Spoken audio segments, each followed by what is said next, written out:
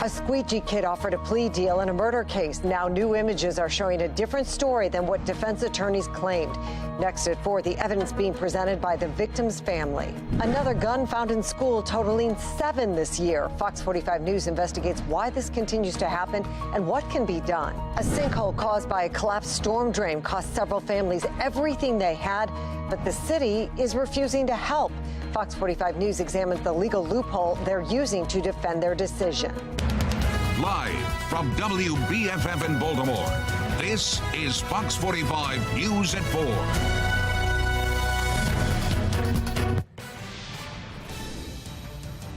Fox 45 is on the scene of breaking news right now. This is out of East Baltimore, where police say a man has been shot and killed. Now, the neighborhood is Broadway East. That's right next to Lakewood Elementary. Police say they were called to East Hoffman Street around 2:30 in the afternoon. They found an adult man who'd been shot. He was taken to the hospital where we're told he died. Students at Fort Washington Elementary School were kept inside at dismissal time as police responded to the shooting. Right now, we have no word of a suspect. Now, this man is the 295th person to be killed in Baltimore this year. Baltimore is 5 murders away from seeing more than 300 people killed for the 8th straight year. Mosby offering a plea deal to Tavon Scott, who shot my husband point blank 5 times. She never contacted the family this whole time, and she's supposed to do that.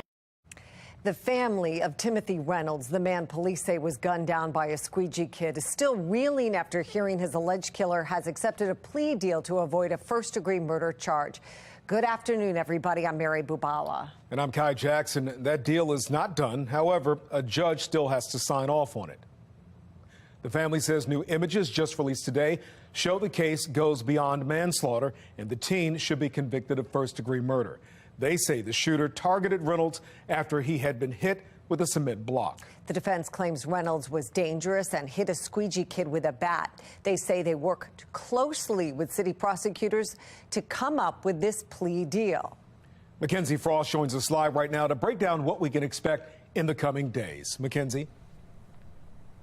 Well, Kai and Mary, these new images are from a closed caption television video. The video we have yet to see, but the images come as part of a new court filings that were submitted yesterday by the prosecution.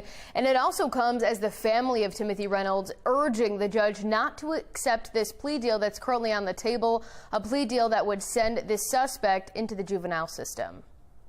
After emotions were on full display from the family of the man killed at the Inner Harbor intersection of Light and Conway, and the mom of a 15-year-old facing first-degree murder charges, the public getting to see glimpses of what led up to this scene. The images detailed in the prosecution's latest court filings, pushing back on portions of the defense's narrative, especially outlining Tim Reynolds' blood alcohol level. It's questionable as to whether or not he should have been behind the wheel of any automobile. What we did learn from the autopsy report is that he had 0.10% alcohol in the system. Prosecutors say the blood heart alcohol level was 0.03, not 0.10. The defense team has been suggesting that Mr. Reynolds was not in a position to drive. It's just false. It's irresponsible. Through Vignaraja, serving as the Reynolds family's representatives as the criminal case plays out. And he says the narrative outlined by the defense is not accurate. And according to the photos, Vignaraja says the suspect can be seen walking over to the curb, grabbing a backpack that had a handgun inside, going back toward the intersection where Reynolds was walking. The mask pulled over the defendant's face. Vignaraja says Reynolds did swing the bat in his hands, but disputes the defense's claim that he hit anyone with it. As the victim is walking away, one of the squeegee workers starts throwing rocks at the victim. The defendant, who is the furthest away from the victim, can be seen in the video footage shooting the victim as the victim is turning away. Police say Reynolds was shot 5 times. Ahead of the hearing Thursday to determine if a judge will accept a plea deal extended to the 15-year-old who was 14 at the time of the incident, the deal includes the suspect pleading guilty to manslaughter and be sent to a juvenile center instead of first-degree murder charges he currently faces. Shannon Reynolds, Timothy's widow, says the city state's attorney, Marilyn Mosby's office, did not notify the family prior to the offer being made to the suspect. I was blindsided Friday when I spoke and I heard that the state, and it's Mosby, offering a plea deal to Tavon Scott, who shot my husband point blank 5 times while he was walking away. She never contacted the family this whole time, and she's supposed to do that. It's protocol. Mosby's office claims the Reynolds family was kept in the loop, but her office not answering a question Fox 45 News sent Tuesday asking, did state's attorney Marilyn Mosby speak with the Reynolds family about the details of the plea deal before the agreement was extended to the defense? Good morning, everyone. Vignaraja points to other cases where Mosby didn't notify victims of a plea deal before they were made, like admitted arsonist Luther Trent, whose plea deal was tossed out due to the mistake made by the state's attorney's office. Trent later pleading guilty to federal charges, too. What we would ask at this point is for the judge to rectify Marilyn Mosby's mistake. It's unclear whether the judge will accept the plea deal currently on the table.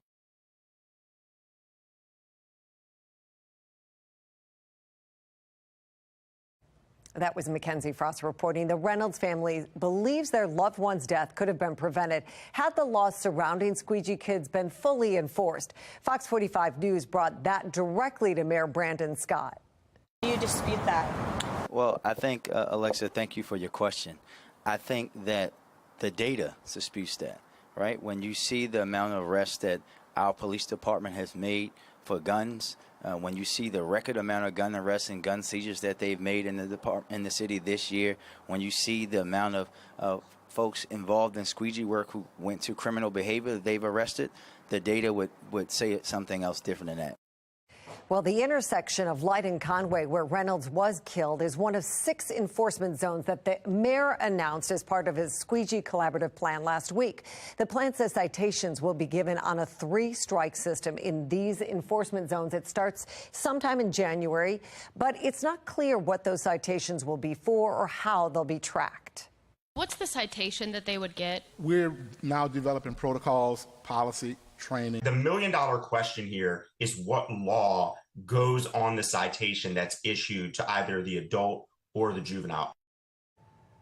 In a statement, City State's Attorney Marilyn Mosby called the shooting unacceptable, but says, quote, we stand firm in our ultimate recommendation to the judge that this case be held in the juvenile court system. The statement goes on to say, my thoughts and prayers are with Timothy Reynolds' family as they continue to deal with this unfathomable loss. We'd like to know what you think. Should Marilyn Mosby recuse herself from the case of Timothy Reynolds' killing? 96% of people who voted say yes. Go to foxbaltimore.com/vote to weigh in. Well, yet another gun has been confiscated from a student inside a Baltimore City school, but this time from an elementary middle school. Alexa Ashwell is live with the latest on the incident and the renewed calls for more to be done to improve safety inside city schools. Alexa? Yes, Mary, a police source tells me this juvenile student has been taken into custody. This marks the 7th gun to be confiscated from a Baltimore City school so far this school year, the 2nd specifically from an elementary or middle school. We do have a picture the source sent to us. Take a look. This is the loaded handgun, I'm told, was recovered from a student inside North Bend Elementary Middle School this morning. Now, the source not releasing that student's exact age, but younger than a high school age student, which is what we've more so been seeing so far this school year. Former BPD Deputy Commissioner Jason Johnson believes there must be stiffer consequences for these students, and the state must empower city schools police to be armed while inside school buildings. A direct consequence, not what could happen with the gun or the danger involving the gun, but what happens if you get caught bringing a gun to school, that something serious is going to happen. And I don't think that's the perception. And I think until it is, we're going to continue to see this. And until the legislature wakes up and allows our law enforcement officers to be armed in our schools to prevent the violence that could come from this, I think everyone is in an unsafe place. And Mary, right now it's unclear what, if any, charges this juvenile will be facing. And Alexa, just this past Friday, the mayor spoke to the issue of guns inside schools. Remind us what he had to say. Yes, Mary, that was after a gun was found on a student inside Mervo High School this past Friday. We do have an image of that weapon as well. Take a look. In total, as I just mentioned, 7 guns seized from students on Baltimore City public school grounds so far this school year. And this after a record number of 15 guns seized from students on school grounds last school year. When you see the record amount of guns that this police department is seizing, that means that we have a lot of work to do on the backside to talk about that accountability as well. And that's what I am so excited about now, working with our new state's attorney and our new governor to fix and work on things in the system to create that accountability after arrest, because we, the school police, BPD, can continue to seize and make record amounts of gun arrests, but it's also about what happens on the backside. Now, back in the fall, a Baltimore City councilman joined the push to allow city schools police to be armed inside the school buildings. More on that coming up at 5. For now, reporting live in North Baltimore, Alexa Ashwell, Fox 45 News. The hardest part to me is waking up every day not hearing anything from the city, and every month when that mortgage come out. New information tonight on the massive East Baltimore sinkhole that swallowed several homes back in July. Residents have finally heard back from the city, but this is in no way the response they were hoping to get. After insurance denied claims months ago, now the city has denied them as well. Fox 45's Rebecca Pryor has more on why residents are calling the city's reasoning ridiculous. Rebecca, your heart really goes out to these residents. Yeah, it definitely does, Kai. And those residents, they've been telling me, they weren't sure that they'd be fully reimbursed, but they certainly didn't see this excuse coming. And a letter from the mayor's office that came to them last Thursday, they were essentially told that they should have seen this sinkhole coming. In a letter, again, that the law department from the city was writing, quote, there was no notice to the city of Baltimore of any issues prior to the date of the incident. Going on to say, before a local government is required to pay a citizen for a loss, the claimant must first show that the city had notice of the defect which caused the loss and a reasonable opportunity to correct the defect. Therefore, your client's claims are respectfully denied. Now, as you may remember, that sinkhole only formed along North Avenue after a 115-year-old storm drain suddenly collapsed. So as you can imagine, residents are now asking, how could they have possibly warned the city prior to the sinkhole forming? Many of them telling me even before this denial, they felt the city had left them high and dry. They didn't even give me a call and say, well, hey, Mr. Bell, are you living somewhere, or do you have somewhere to stay? They abandoned me.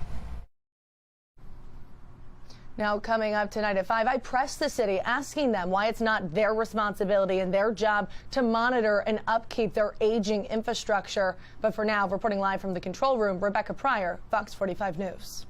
Thank you, Rebecca. Port Covington is no more. The 235-acre waterfront development in South Baltimore is changing its name to Baltimore Peninsula. The site will include a park as well as residential, retail, and office space. They say the first phase of construction, which took 8 years and cost $650 million, will be done this month. Project leaders hope to welcome their first retail tenants early next year. We are following some breaking news on Russia's invasion of Ukraine. 2 of more than 80 missiles fired at Ukraine hit NATO territory today. The rockets landed in Polish farmland near the Ukrainian border, killing 2 people, while many say it is extremely unlikely Poland could trigger NATO Article 5, which would require member countries to use military force to defend allies. U.S. leaders say they're prepared. When it comes to our security commitments and Article 5, we've been crystal clear that we will defend every inch of NATO territory. New information tonight after a shooting at the University of Michigan that leaves 3 students dead and 2 more hurt. Coming up, how the community is starting to mourn. And a very wet afternoon commute with temperatures in the 40s, and snow is actually not too far away. I'm going to let you know where it's falling now and if we're going to see any. It's coming up in my Weather Authority forecast.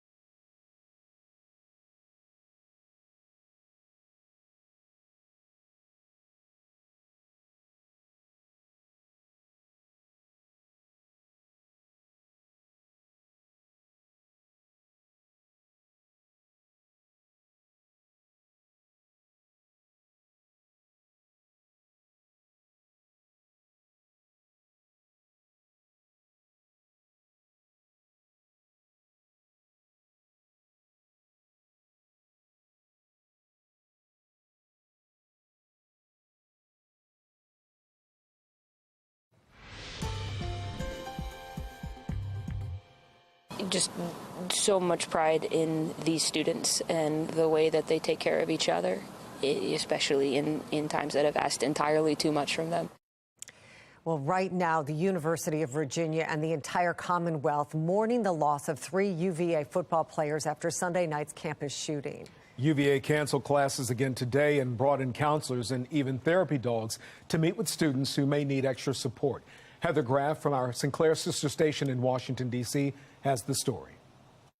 It has been an emotional scene out here really all day long, with people continuing to drop off flowers and stop by to pay their respects here outside the football stadium on UVA's campus. And that includes Virginia Governor Glenn Youngkin, who showed up shortly after noon today and placed several bouquets of flowers at this growing memorial in honor of the 3 football players who were killed in Sunday night's shooting.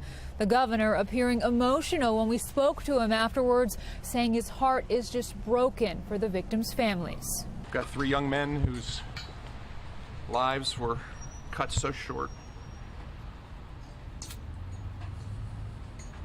It's a moment for all of us to recognize that families are going to need to be supported, and the community here needs to be supported. It's just horrific. Just as a dad and as a Virginian, we're all broken today. We're all broken. And the governor said he's also praying for the 2 other victims who were injured and are now hospitalized after that shooting. And he also thanked law enforcement who responded to the scene and who ultimately took the suspect into custody. Reporting on the UVA campus in Charlottesville, I'm Heather Graff for Fox 45 News. All right, you see the messy weather that we're unfortunately getting in just time for our trips home from school, as well as the trips home from work. Damascus to Dayton, here in Baltimore, we're getting slammed with some of the rain. Cockeysville all the way back down to Bowie. And then look at this, around Charlestown and Purcellville. And west of that, there's some of the pink and the white and the blue. That is some snow that's getting in the mix. So over the Blue Ridge Mountains, yes, there is a bit of wet snow in there, and even some snow really actually coming down. We'll take a check on that in about a half hour. We got some of our live traffic cameras, especially if you're going out toward Wisp, maybe McHenry, Maryland, and some of those areas under the highest elevations. Just cold enough to get those big wet fat flakes and some accumulation too. There are winter weather advisories out that way. Now, with the track of the system and this early in the season, it's hard to get that cold air to hold in around here. So those temperatures, although they're chilly, I mean, I know my car temperature said about 39, 40, 41 degrees all the way up here in from Anne Arundel County, but that's enough just to keep it rain. Barely, but just. It does dry out behind this, and actually tomorrow's a somewhat milder day, but it's only going to be very short-lived as we're back down in the 40s much of the rest of the 7-day forecast. The question is, are you going to see anything precipitation-wise with that? Because that could mean trouble. Toyota Cedar Harbor Skycam right now, we've got some fog, we've got some rain, just not a pretty picture. It's going to be a harrowing commute home, I can assure you. Winds out of the east-northeast at 8 miles an hour. Wind chill, 40 degrees. Temperatures all across the board, generally in the 40s, right near 50. You get far enough east on the eastern shore where the rain is just moving in. And look at those temperatures in the mid to upper 30s, just a couple degrees colder. We'd be really talking about a whole different situation out toward Westminster, Frederick, Gaithersburg. But you get up into the Blue Ridge Mountains in westbound, it is a totally different situation. Look at that in Cumberland and Oakland. We're down below freezing with snow coming down at a pretty good clip. So if you head far enough west on 70 and then 68, you're going to run into some problems. Now, around here, problems in their own right. We've got some occasional rain on and off through about 5:30 through 6:45. Look at that blue in extreme northwestern Carroll County. Yes, there could be in some of the heaviest rain that falls there into the early evening. A couple of wet fat flakes that mix in, but those temperatures are above freezing, so it doesn't look like any accumulation. And then overnight, after midnight, the rain begins to move east and out, and I think tomorrow morning you wake up to drier skies, and I think tomorrow afternoon looking much better. In terms of rain totals, could be a half-inch of rain out of all this. Tomorrow's a much nicer day, 53. Showers probably pre-dawn. The temperature's only in the 40s, lows in the 30s, but no rain or anything else all the way through the Ravens game on Sunday. This remarkable pyramid of glass has defined Baltimore's skyline for 5 decades. but after 42 years of keeping the elements out and the animals in, it was time to replace the glass panels that comprise this pyramid to ensure the safety of our guests, of the animals, of our staff, and everybody else. Well, after months of renovations, a major exhibit at the National Aquarium is back open today. The Upland Tropical Rainforest exhibit shut down in the spring for improvements. The rainforest features many of the aquarium's birds and plants. The renovation included replacing nearly 700 panels of glass that make up the roof of the exhibit, all of which have been recycled. In a real win for the environment, not one piece of glass has gone into the waste stream. We were able to recycle 100% of the old glass, which was 46 tons of glass, and it's now reflective paint striping in a highway near you in Maryland. That is so cool. The aquarium says the roof replacement will ensure the exhibit will be in good condition for the next 50 years. Well, the wait is almost over. What we can tell you about online sports betting in Maryland and how soon you might be able to place your bets. Disagreement over the root causes of crime and who's responsible for the lack of progress fixing the issue. I'm Kayla Gaskins in Washington.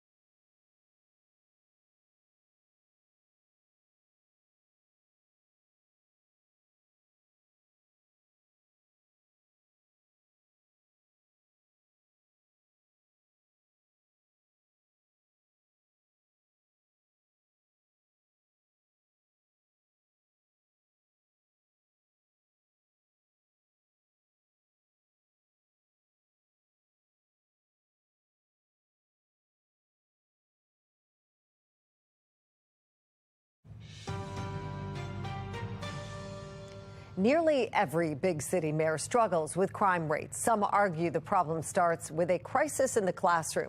National correspondent Kayla Gaskins has our story from Washington. Concerning crime rates, still very much a part of everyday life in America's big cities.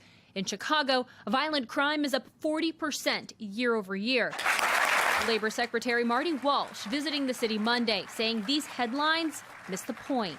They talk about crime, but they don't talk about the root cause of crime. The root cause of crime is poverty, lack of education, lack of opportunity, lack of choices, lack of theft, lack of help.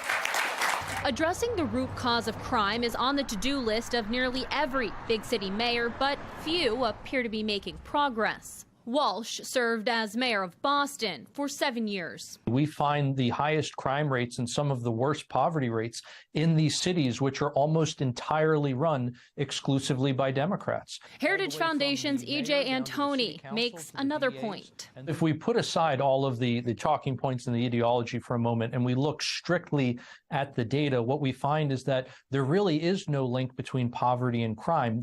According to Antoni, the problem is when there's no pathway to get out of poverty. Education has historically been a solution, but inner city schools increasingly falling short. Education is reaching a crisis point in Baltimore as schools graduate students who can barely read. The city now facing a lawsuit led by prominent civil rights attorney Ben Crump. Without a quality education, how are you supposed to be able to support yourself and your family? And it is almost like a re-engineered design for the school-to-prison pipeline. The Baltimore lawsuit moving forward after a judge denied all motions brought by the school board to have the case dismissed. Attorney Ben Crump saying what happens in Baltimore could provide an example for similar lawsuits in other cities. I'm Kayla Gaskins reporting. Controversy over Mayor Brandon Scott's social media and shoes. Why he deleted some pictures shortly after posting them. And next, big new developments in mobile sports betting in Maryland, how soon it will happen and how it's all going to work.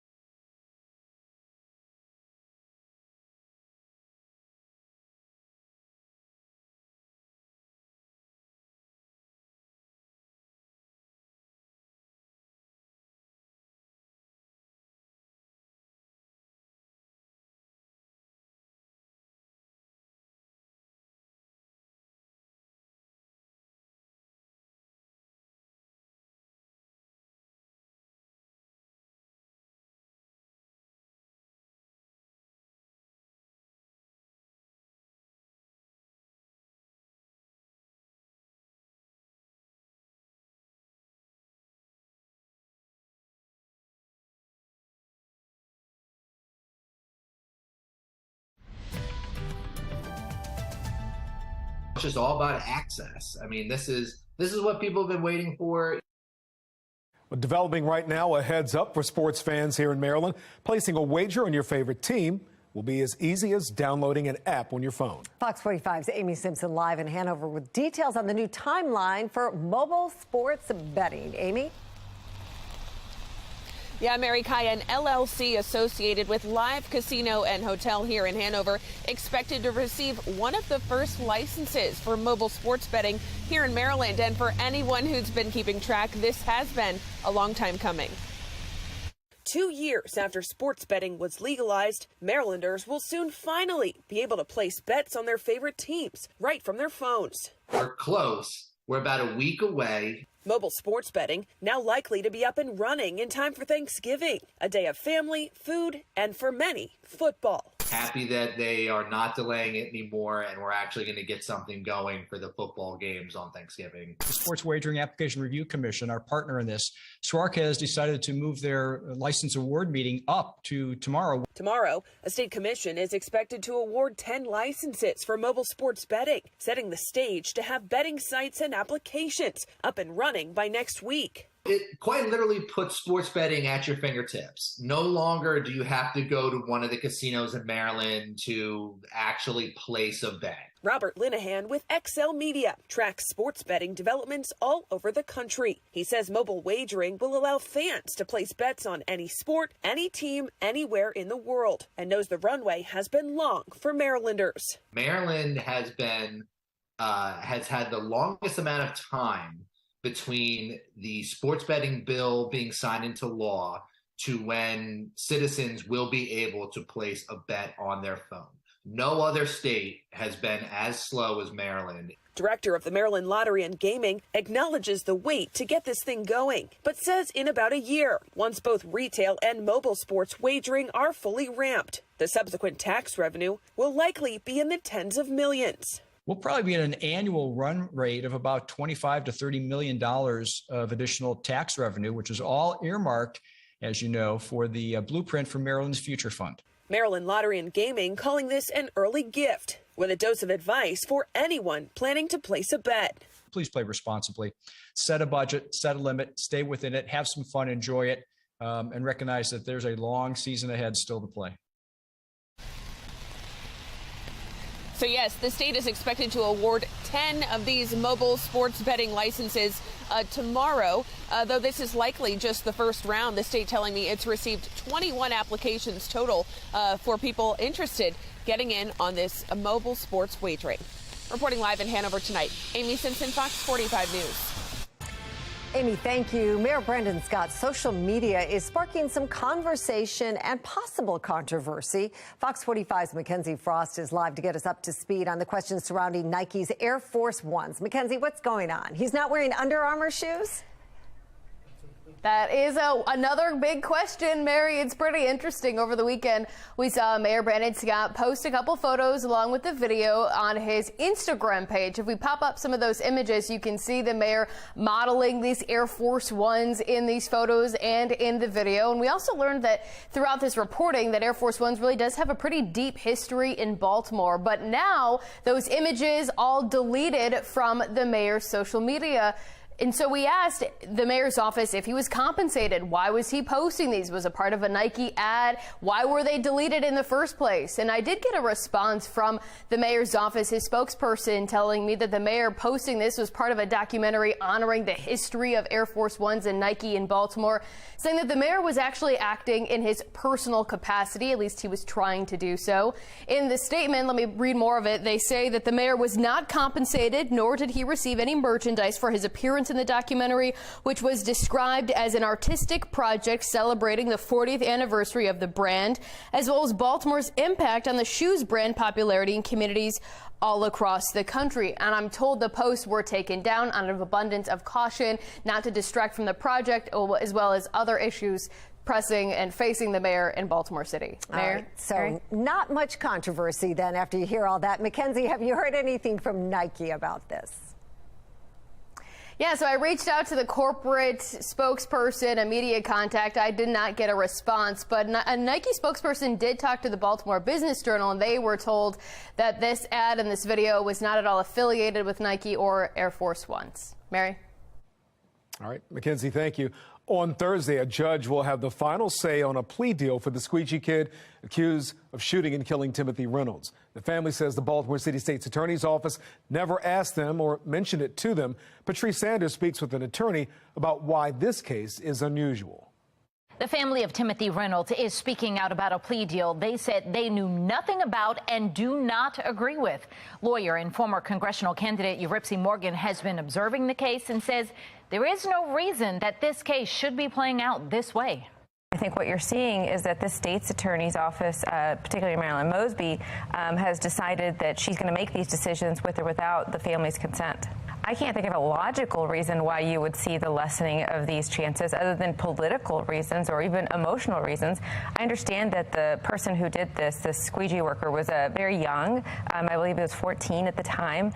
And there is a part of us, I think, that wants to look at that and say, okay, like his defense is saying, he deserves rehabilitation. But you also have to look at the nature of the crime that is alleged here. Now, this goes before the judge on Thursday, who has the discretion to go along with the plea or keep it in adult court. Yuripsi Morgan says she hopes that he rules based on evidence and not emotion. Patrice Sanders, Fox 45 News. Well, dirt bikes have been a nuisance in Baltimore City for years, and despite some new laws to crack down on them, the problem doesn't seem to be going away. Megan Gillen speaks to a law enforcement expert about what can be done about lawlessness on city streets. Ultimately, what's going to happen is until someone gets hurt, they're not going to change the policy. A community leader voicing concern after police say a dirt bike rider shot at a man over the weekend at a traffic circle on President Street. We know dirt bikes are illegal in the city. Law enforcement expert Mari Richards weighing in on the policies in place. Well, I think, it's important to look at the big picture first, and that is, Mayor Brandon Scott and Marilyn Mosby are on the same team. They're on the same page. And when you put the interests of criminals ahead of law-abiding citizens, and that's your policy, these are the very tragic results. Mari, we did see the mayor sign a new bill into law, creating some stiffer penalties for dirt bike riders. We're talking about up to $1,000 fine, up to a year in jail. Could that make a difference? Well, on paper, that looks great. But once again, Megan, actions speak louder than words. How many months did Mayor Scott wait to sign that? That bill was ready in July, and he just signed it last week. That doesn't show real urgency. Richards went on to question why the city dissolved the Dirt Bike Task Force last year, which was created in 2016 to identify and charge those riding dirt bikes illegally in the city. I'm Megan Gillen, Fox 45 News. In Vote 2022 coverage, Republicans are now only one House seat short of gaining a majority. The House may be called sometime today with just 13 races left uncalled. Republicans are currently up 217 to 205 over Democrats. 218, of course, marks the majority. If current leads hold, Republicans could end up with a 221 to 215 majority. This means the next Congress, the GOP, can only afford to lose 3 votes to pass legislation, offering potential for gridlock. Now, former President Trump was supposed to sit for a deposition yesterday involving the January 6th Capitol riot, but he was a no-show. Now, the committee investigating the riot is weighing its next steps. The chairman and vice chair of the committee, Benny Thompson and Liz Cheney, say in a statement Trump is, quote, hiding from the investigation. He filed a lawsuit to block the subpoena, former President Trump did, which would have required him to hand over any communication he may have had with extremist groups that day or throughout the hearings. Thompson tells NBC News voting Trump in contempt of Congress, quote, could be an option. Supporters of former President Trump are gearing up for his major announcement at Mar-a-Lago. Trump is expected to announce a 2024 bid for the White House again tonight. Now, supporters are starting to line the roadway near Trump's Florida estate. Trump has a massive war chest for an election bid, and he's already opened up attacks on potential primary competitors. Stay with Fox 45 News for more coverage of this story, including a live report over the next 90 minutes. As we wait for that announcement from the former president, more members of the Republican Party are starting to signal a move away from Donald Trump after the results of midterm elections. Many expect Trump to announce, again, as we mentioned, a 2024 bid for the White House. But after a disappointing outcome for the GOP, With Democrats holding the Senate and control of the House coming down to a thin margin, some Republicans, including Maryland Governor Larry Hogan, blame the former president and his endorsements. We need as a party to move past President Trump and to move on to an agenda that represents the voices of all those in the party. I think that this election was the funeral for the Republican Party as we know it. I think it's basically the third election in a row that Donald Trump has cost us the race, and it's like, 3 strikes, you're out. Many Republicans are also looking to Florida Governor Ron DeSantis, who's starting to pull ahead in polls against Trump in hypothetical primary. Another retail giant agrees to a huge settlement for its role in the opioid crisis. Coming up, how many billions Walmart will pay out? Could the one bright spot in the economy be dimming? I'm Christine Frizzell with a look at some new worries on the horizon. And if after work you were thinking of taking a nice walk outside, maybe I'd think again. Temperatures in the low and mid 40s. Pretty good rain coming down. If you are going to do a walk or a jog, you're certainly going to need some rain gear. I'll let you know when things are going to clear out and if any of this rain is going to turn to snow for any of us. It's all in my Weather Authority forecast.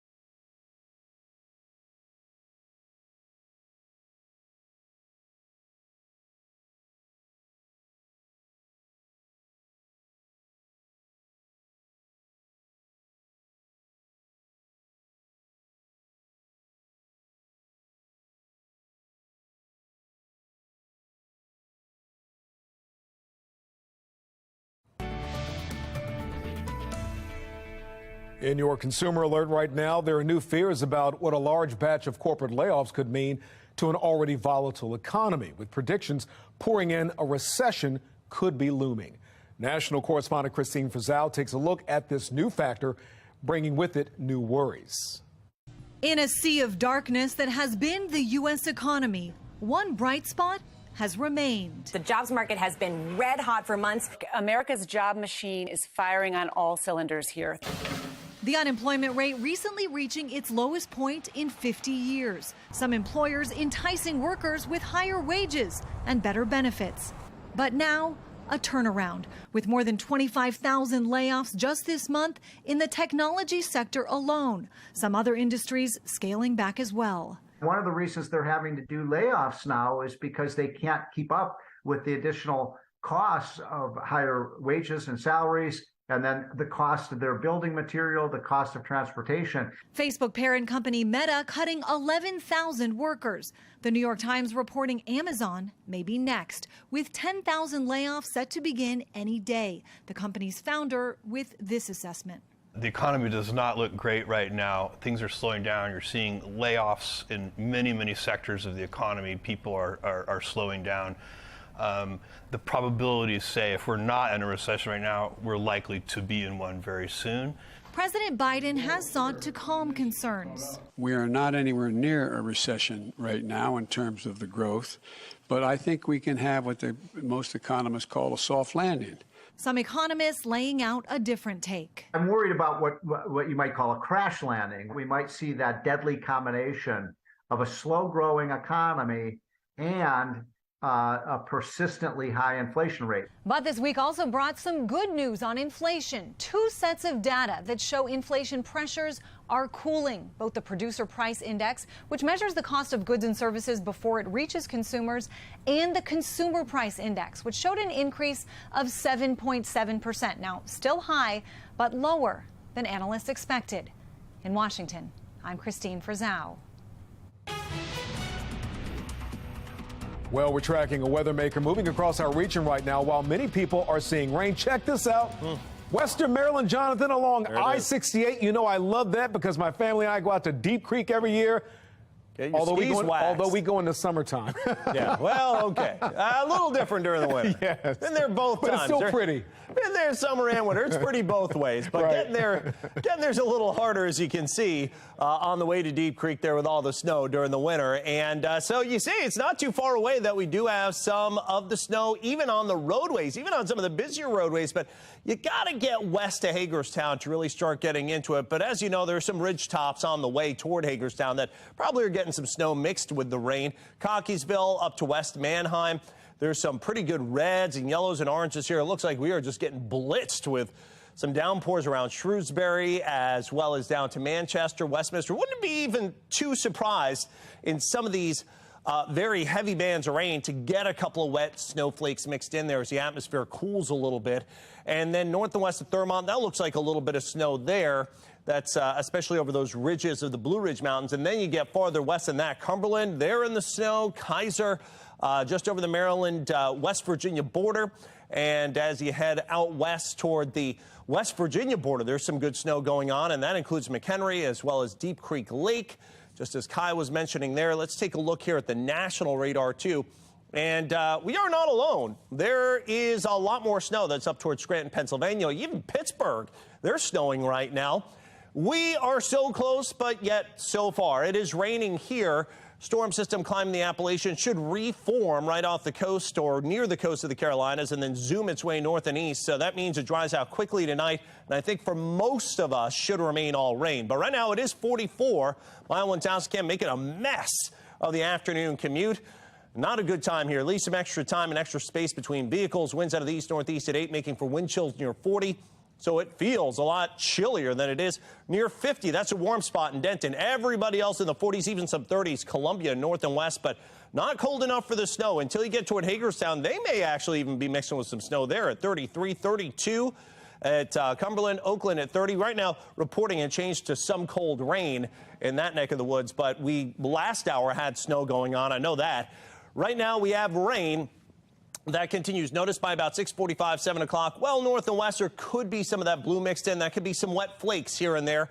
And after that, it looks like it's just rain for everybody. I think anything that falls, if it is frozen, it will be just wet once it lands. And outside of that, we dry out tomorrow morning and tomorrow afternoon. A much better day, 53, but blustery. And look at those 40s, lows in the 20s to near 30, but thankfully no rain or snow in that forecast all the way through Ravens on Sunday. Jonathan, thank you. Coming up on Fox 45 News at 5 o'clock, the city says they should have seen it coming. Why Baltimore residents who lost their homes to a sinkhole aren't getting any help in recouping what they lost.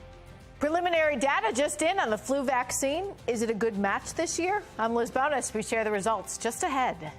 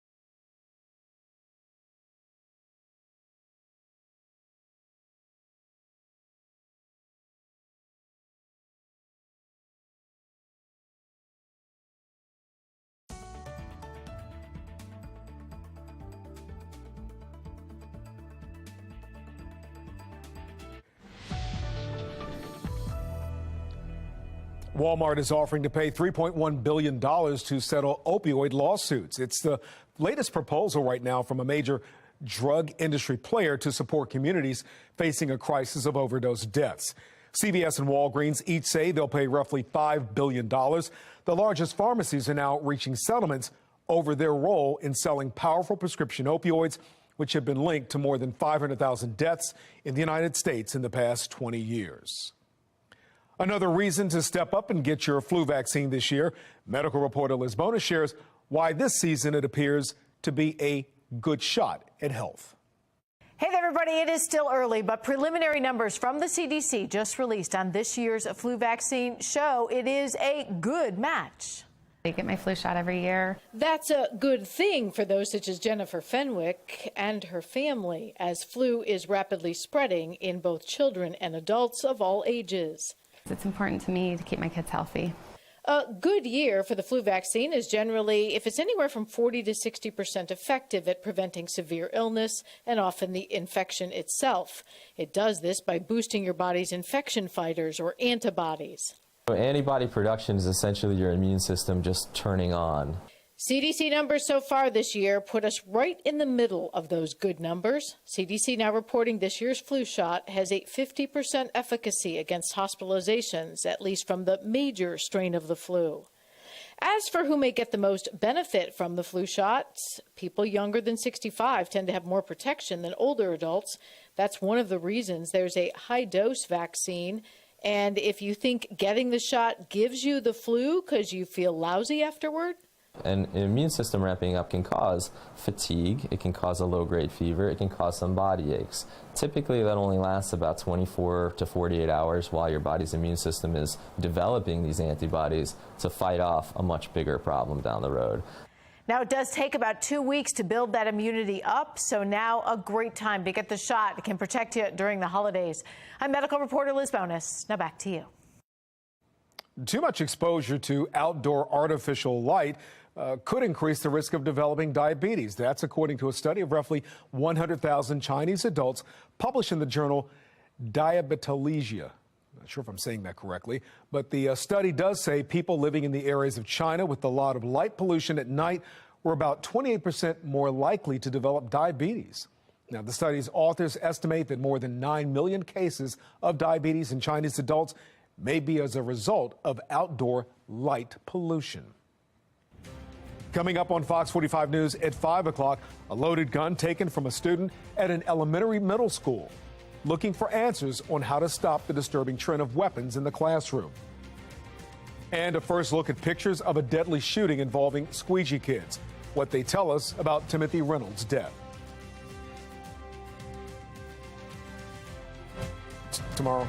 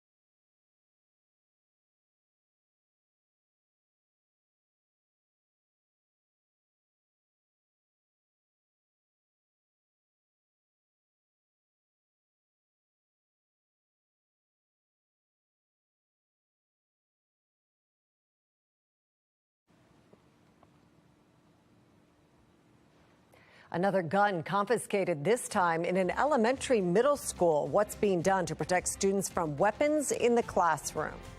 Turned away by their insurance companies and now the city as well. Why Baltimore residents won't be reimbursed after a massive sinkhole damages their homes. Live from WBFF in Baltimore, this is Fox 45 News at 5.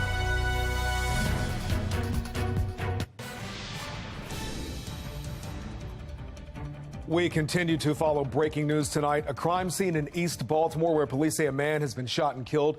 The neighborhood is Broadway East, right next to Lakewood Elementary. Baltimore police say they were called to East Hoffman Street just before 2:30 and found a man suffering from a gunshot wound. He was taken to the hospital where we're told he died. The students at Fort Washington Elementary were kept inside at dismissal time as police responded to the shooting. Right now, there's no word of a suspect.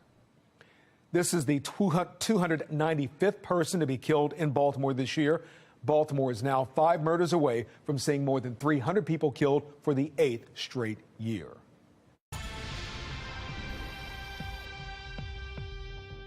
To pretend the victim was some perpetrator, to claim publicly, repeatedly, that the defendant was driving while intoxicated is not just false, it's irresponsible. Timothy Reynolds' family is pushing back against claims made by the defense team for the squeegee kid who's accused of killing him. Dhruv Vignarajah is representing the family in criminal court, and today he revealed pictures included in a court filing from prosecutors. Vignarajah claims these pictures show the suspect wasn't acting in self-defense when he allegedly shot Reynolds. Timothy Reynolds was killed during a confrontation with a group of squeegee kids in July. Police say he approached them with a bat and swung it, but did not make contact. According to police, one squeegee kid then threw a rock at his head before another shot him 5 times. Good evening, everybody. I'm Mary Bubala. I'm Kai Jackson. The Reynolds family says the pictures revealed today disprove multiple claims the defense team has made about the incident. Mackenzie Frost joins us live now with the latest on what we've learned. Mackenzie?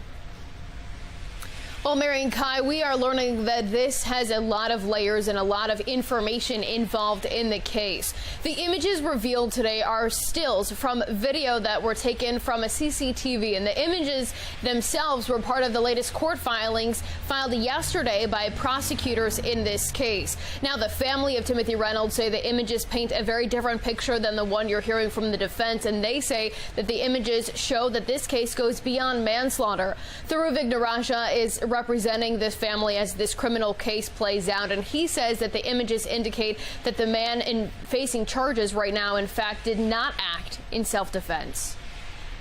As the victim is walking back across the street toward his car, he is being followed by 3 squeegee workers, including the defendant. As the victim is walking away, one of the squeegee workers starts throwing rocks at the victim. Timothy Reynolds takes one swing. He does not make contact, but he does take one swing. The defendant, who is the furthest away from the victim, can be seen in the video footage shooting the victim as the victim is turning away.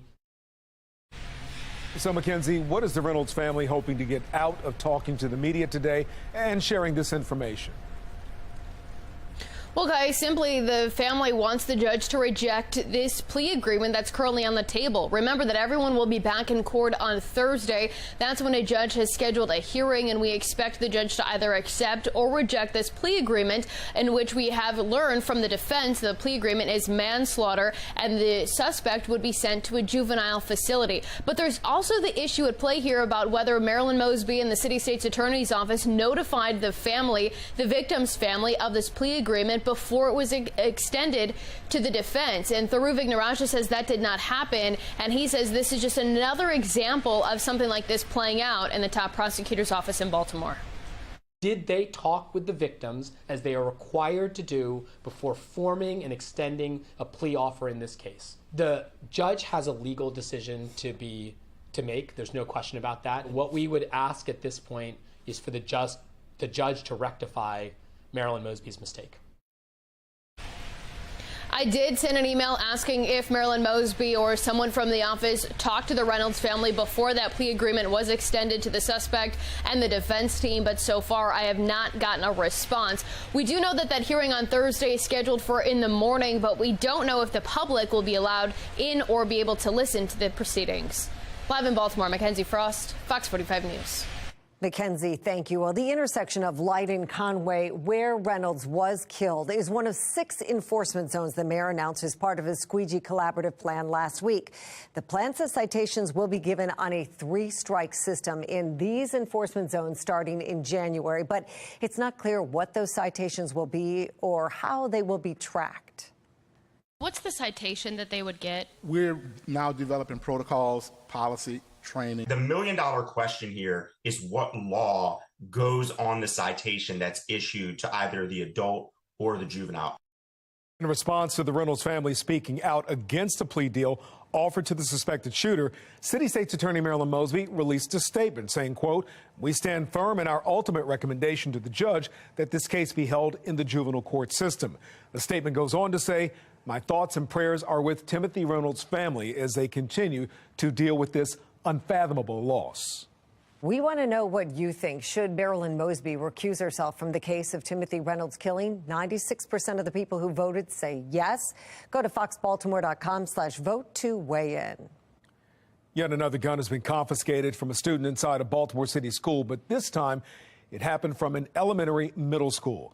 Alexa Ashwell is live with more on what we know about this incident and renewed calls for more to be done to improve safety inside of city schools. Alexa?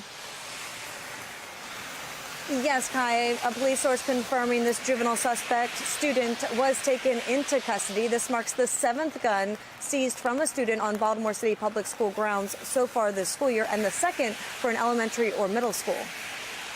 4 months later, cleanup continues along North Avenue in East Baltimore after a massive sinkhole took residents by surprise. Half of the street gone now. Homeowner Quentin Bell says he hardly had time to even think before his family was being evacuated and everything he owned destroyed. No, I didn't have any time to go get nothing out of the property. I didn't have nothing. But now the city is claiming Bell and his neighbors should have seen the sinkhole coming. In a letter from Mayor Brandon Scott's office refusing their request for reimbursement, the city's lawyer writing, quote, "There was no notice to the city of Baltimore of any issues prior to the date of the incident," going on to say, before a local government is required to pay a citizen for a loss, the claimant must first show that the city had notice of the defect which caused the loss and a reasonable opportunity to correct the defect. It comes after insurance. What do I do?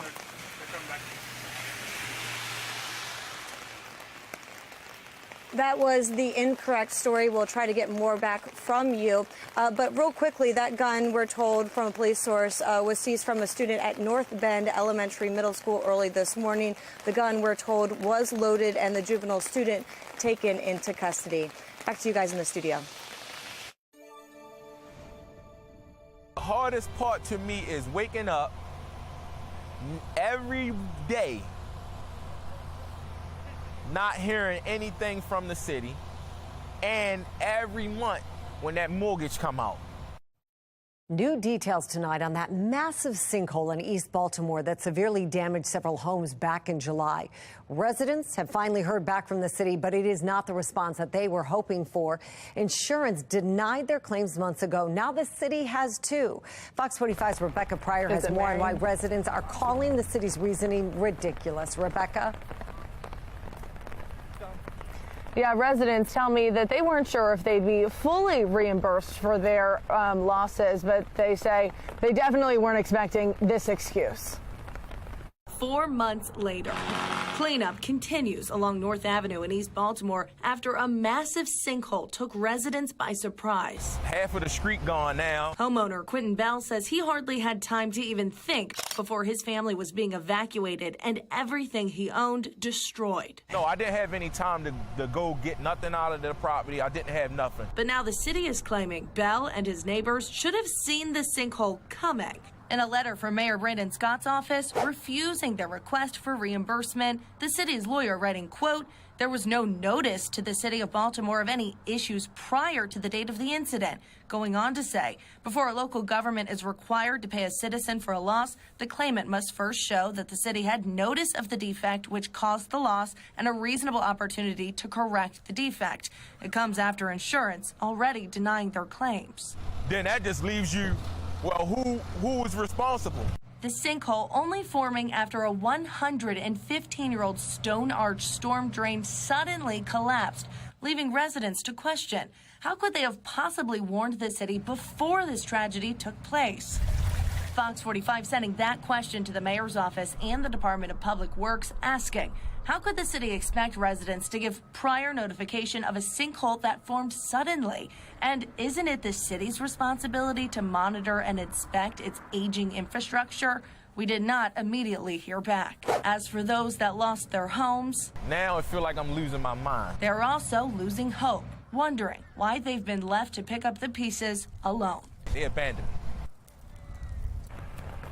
Now, residents that I spoke with off camera, they tell me that they are deeply disappointed and they're really still processing this denial from the city today. So it was too early. It was too difficult for them to speak out today. However, they do plan on getting together and collectively speaking out sometime this week. Reporting live in Baltimore, Rebecca Pryor, Fox 45 News.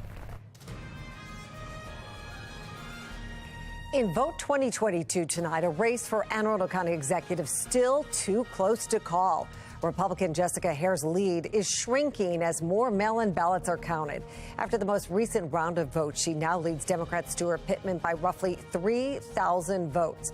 We'll continue to follow this race as more votes are reported.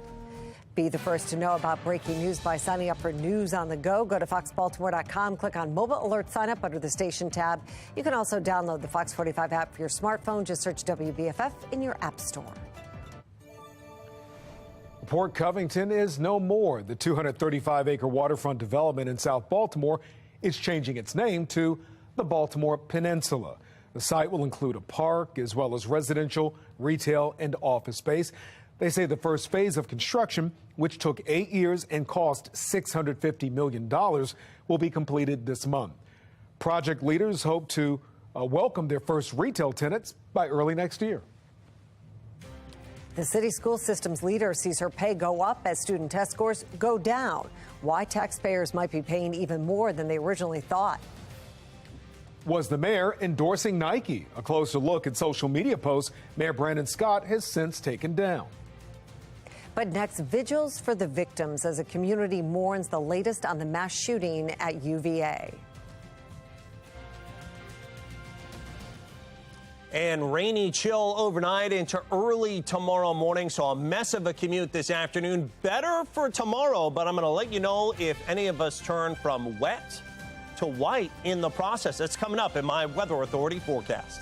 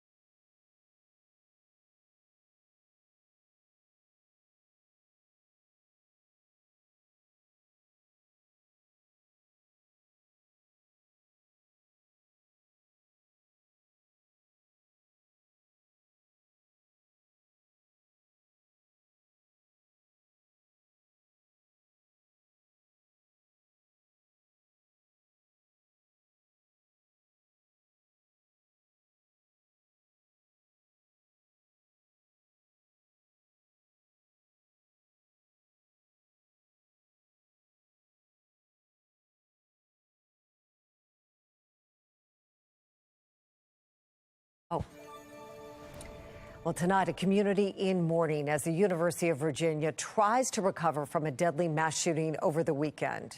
3 people were killed, 2 others were shot. Heather Graff from our Sinclair sister station in Washington, D.C. joins us live from Charlottesville. Heather.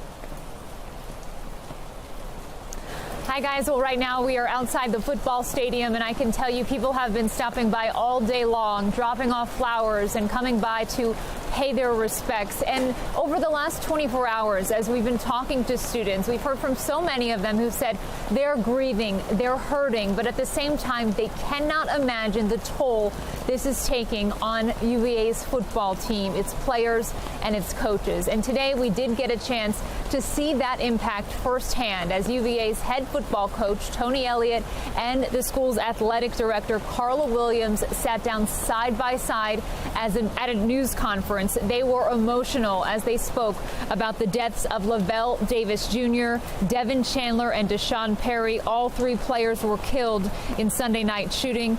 And the coach also shared how his team is coping with what has been an overwhelming and unimaginable loss.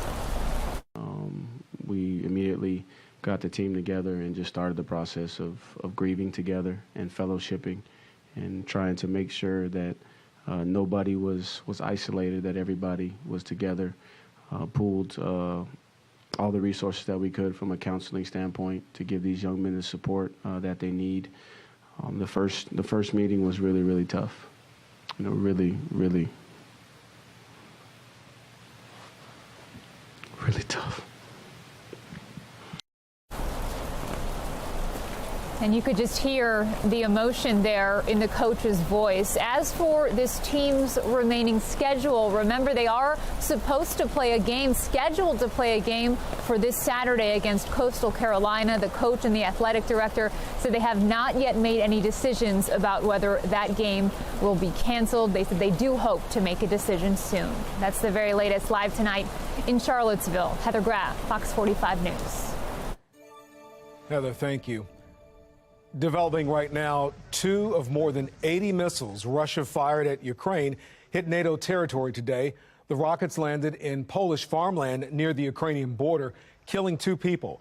While many say it's extremely unlikely, Poland could trigger NATO Article 5, which would require member countries to use military force to defend allies. President Biden has promised throughout the war in Ukraine to defend every inch of NATO territory. Well, the president today requesting Congress approve another $37 billion in emergency aid to Ukraine in its fight against Russia. That's roughly double what President Biden asked for in September. House Republican leader Kevin McCarthy, who is in line to become Speaker, has warned that Republicans wouldn't support writing a blank check for Ukraine if they capture the majority.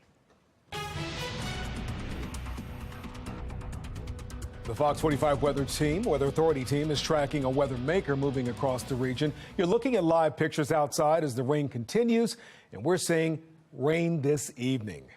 But take a look at this. This is Western Maryland along I-68. Yep, that's it, folks. Snow on the roadways. Not a lot, but it's a dusting or more. Enough for accumulation right on that side strip. Are you ready for it?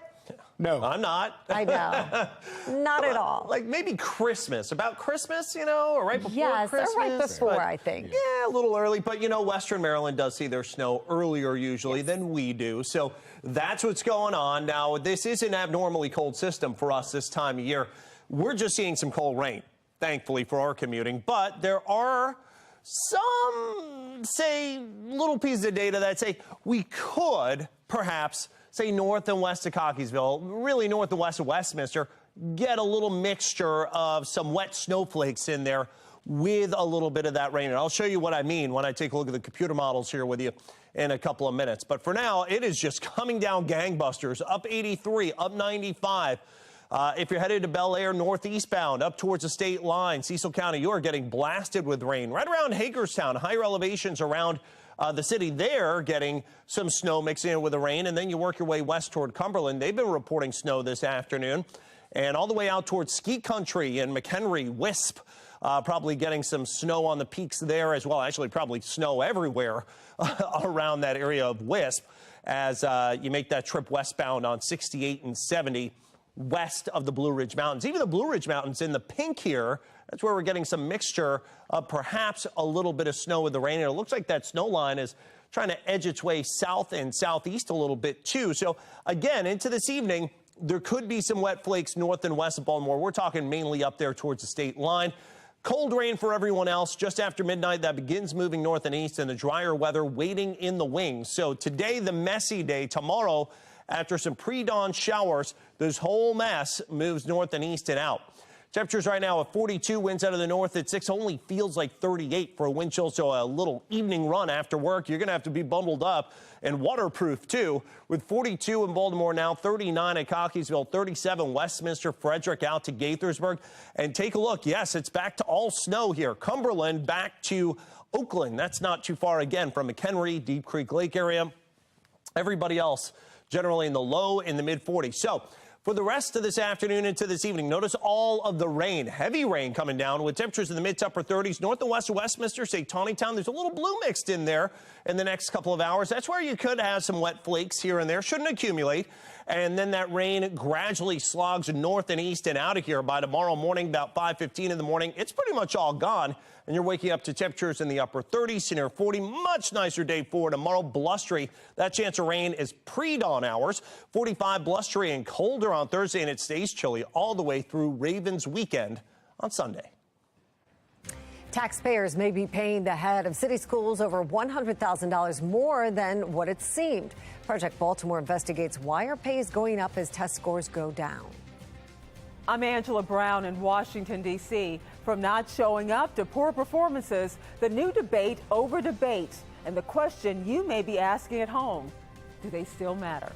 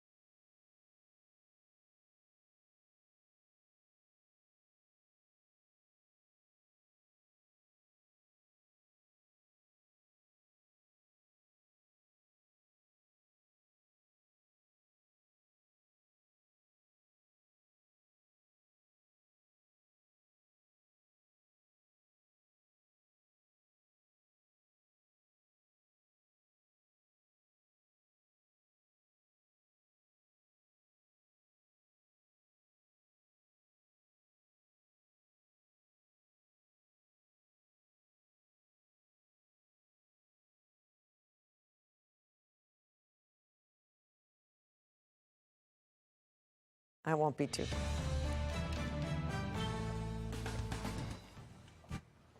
Beyond the podium tonight, debates once considered make or break for candidates are happening less often. The National Desk's Angela Brown has a closer look at how candidates who refused to debate ended up winning.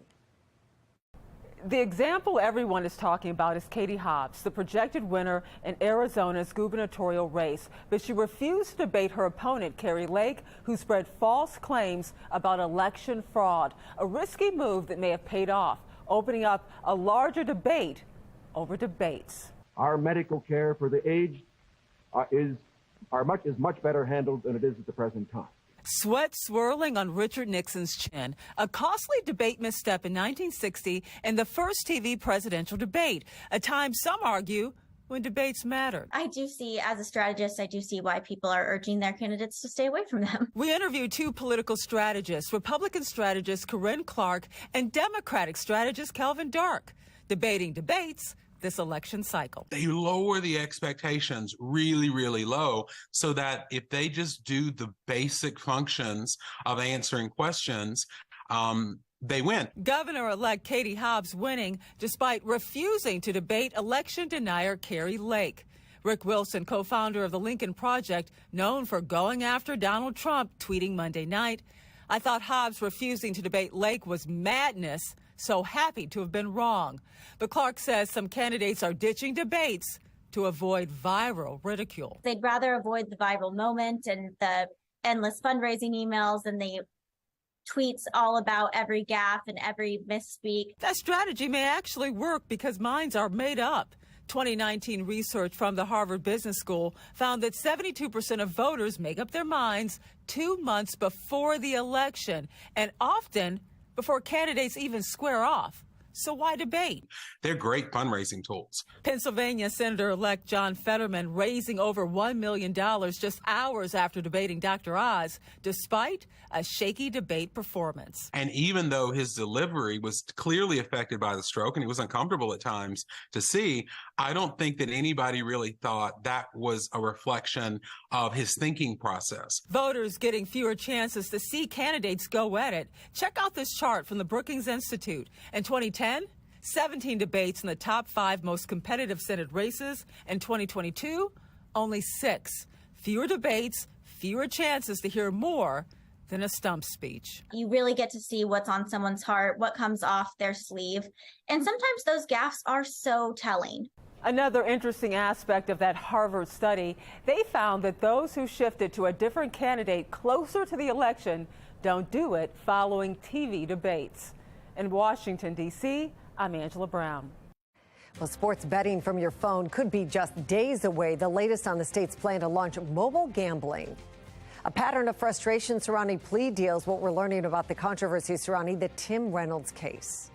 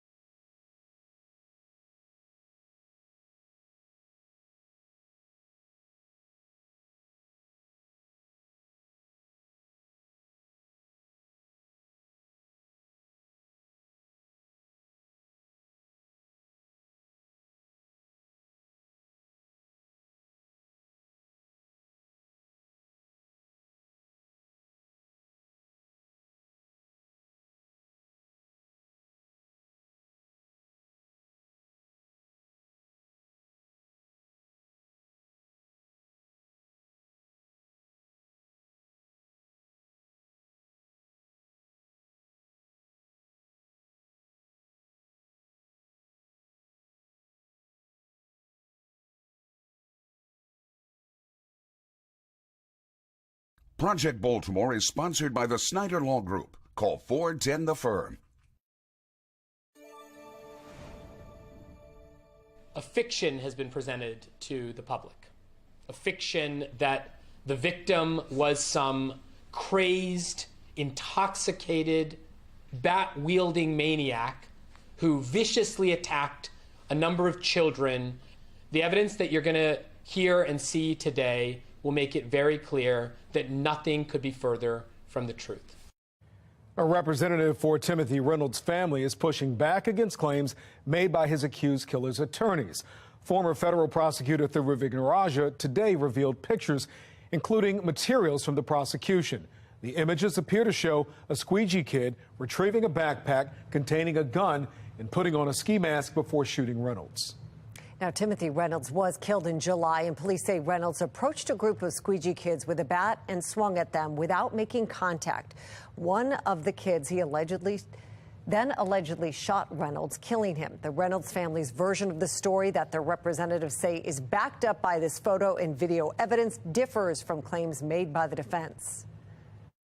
The man said that he was going to kill these children.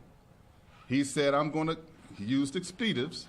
He said, I'm going to kill your effing A's. So I don't care what a video shows. What we saw in the video was the man swinging his bat. What we saw from the information that we received was that the man made contact with at least a child, struck him twice, and he was shot in return. Well, the Reynolds family maintains Timothy Reynolds never actually hit any of the kids, and an autopsy shows he was not over the legal limit while driving. Well, the Reynolds family is also expressing frustration with City State's Attorney Marilyn Mosby, who they say didn't communicate with them about a plea deal offered to the suspect. This morning, Tom Rogers spoke with a political commentator about the way Mosby's office has handled plea deals. Blindsided by the City State's Attorney as Marilyn Mosby agrees to a plea deal for a squeegee kid accused of killing Timothy Reynolds. Reynolds' family demanding they should have had a say in the case, and Mosby needs to step aside. Political commentator Kimberly Klasick says this is City State's Attorney Mosby's way to go out of office as a sympathizer, and granting plea deals may possibly help her run for another political office.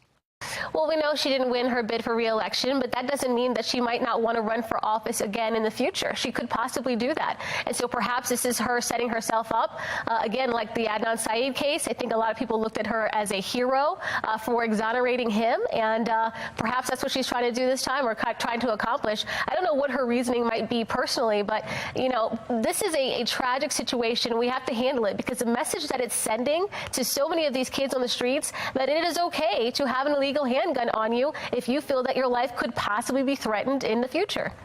Well, as we continue to press leaders about releasing the video showing what actually happened, Klasick points out the fact that the very little is mentioned about a 14-year-old with an illegal handgun, and he had it on him in the first place. Well, Thursday, a judge will decide if the plea deal is warranted. Tom Rogers, Fox 45 News. Well, Mayor Brandon Scott's social media is sparking some conversation, little controversy. Fox 45's Mackenzie Frost live to get us up to speed on the questions surrounding Nike's Air Force Ones. Mackenzie. Well, Mary, it's pretty interesting. Over the weekend, Mayor Brandon Scott posted a couple of photos and a video to his Instagram page. And in the images, you can see the mayor modeling Nike's Air Force One sneakers, which we know the sneaker has a deep history here in Baltimore. But the photos were later deleted all across his social media platforms, along with the video that he also posted with it.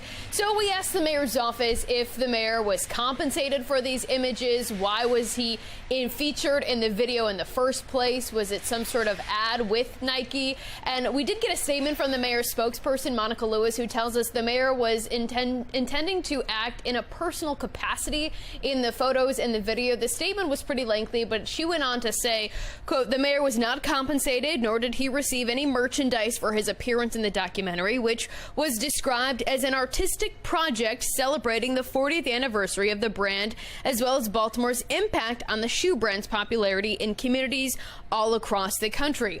I'm told the mayor deleted the post because they say that they did not want to detract from the project, as well as detract from all of the other issues pressing the city right now. Mackenzie, have you heard anything from Nike about this? I did reach out to a corporate spokesperson. I did not get a response, but Nike did tell the Baltimore Business Journal that they did not know about the video, and they say that the video or the photos were not a Nike Air Force One ad campaign. We're live in Baltimore. Mackenzie Frost, Fox 45 News. New details and a heads up for sports fans in Maryland. Placing a wager on your favorite team will soon be as easy as downloading an app on your phone. Fox 45's Amy Simpson is live in Anne Arundel County. So, Amy, what can you tell us about the new timeline for mobile sports wagering in Maryland? Yeah, Kai, so the last update we had gotten just a few months ago was that mobile sports betting here in Maryland likely would not be up and running until around the Super Bowl time in February. But now that timeline has been moved up by several months, and you'll likely be able to start placing bets on your favorite teams on your phone by next week. You may remember sports betting was legalized here in Maryland 2 years ago. Retail sports betting, meaning placing bets in person at places like a casino, has been up and running now in Maryland for about a year. But some have been anxiously awaiting the ability to legally place these bets on their phones from their couch or wherever they'd like. I'm told that mobile wagering will allow fans to place bets on any sport, any team, anywhere in the world, and it's expected to bring major revenue here to Maryland. Happy that they are not delaying it anymore, and we're actually going to get something going for the football games on Thanksgiving. We'll probably be at an annual run rate of about $25 to $30 million of additional tax revenue, which is all earmarked, as you know, for the blueprint for Maryland's future. So, Amy, what do we know about this timeline? It's been moved up evidently. What happens tomorrow then? Yeah, so a group called SWARC, let me get this acronym correctly, that's the State Wagering Application Review Commission, has moved up its license award meeting to tomorrow. So they're expected to hand out the first 10 mobile sports betting licenses to groups and LLCs tomorrow, but that is likely just the first round of licenses to be awarded for this mobile sports wagering. The state says it's received a total of 21 applications for groups looking to get into this world. We're live in Hanover tonight. Amy Simpson, Fox 45 News. As Baltimore City students' test scores drop to some of the lowest in the nation, the CEO of the school system continues to see her earnings hit new highs. Project Baltimore dug into Dr. Sonia Santelises' employment contract and found taxpayers are paying for a lot more than they realize, more than $100,000. This is the employment contract for Baltimore City School CEO, Dr. Sonia Santelises.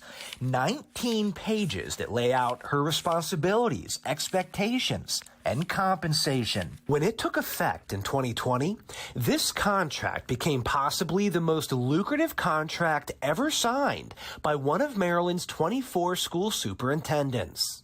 But it's not until you read all 19 pages that you begin to understand how lucrative it really is. What you've dug out is significant taxpayer cost that has never had sunshine on it in the past. Adam Angieski is the founder of OpenTheBooks.com, a government watchdog organization that tracks public spending.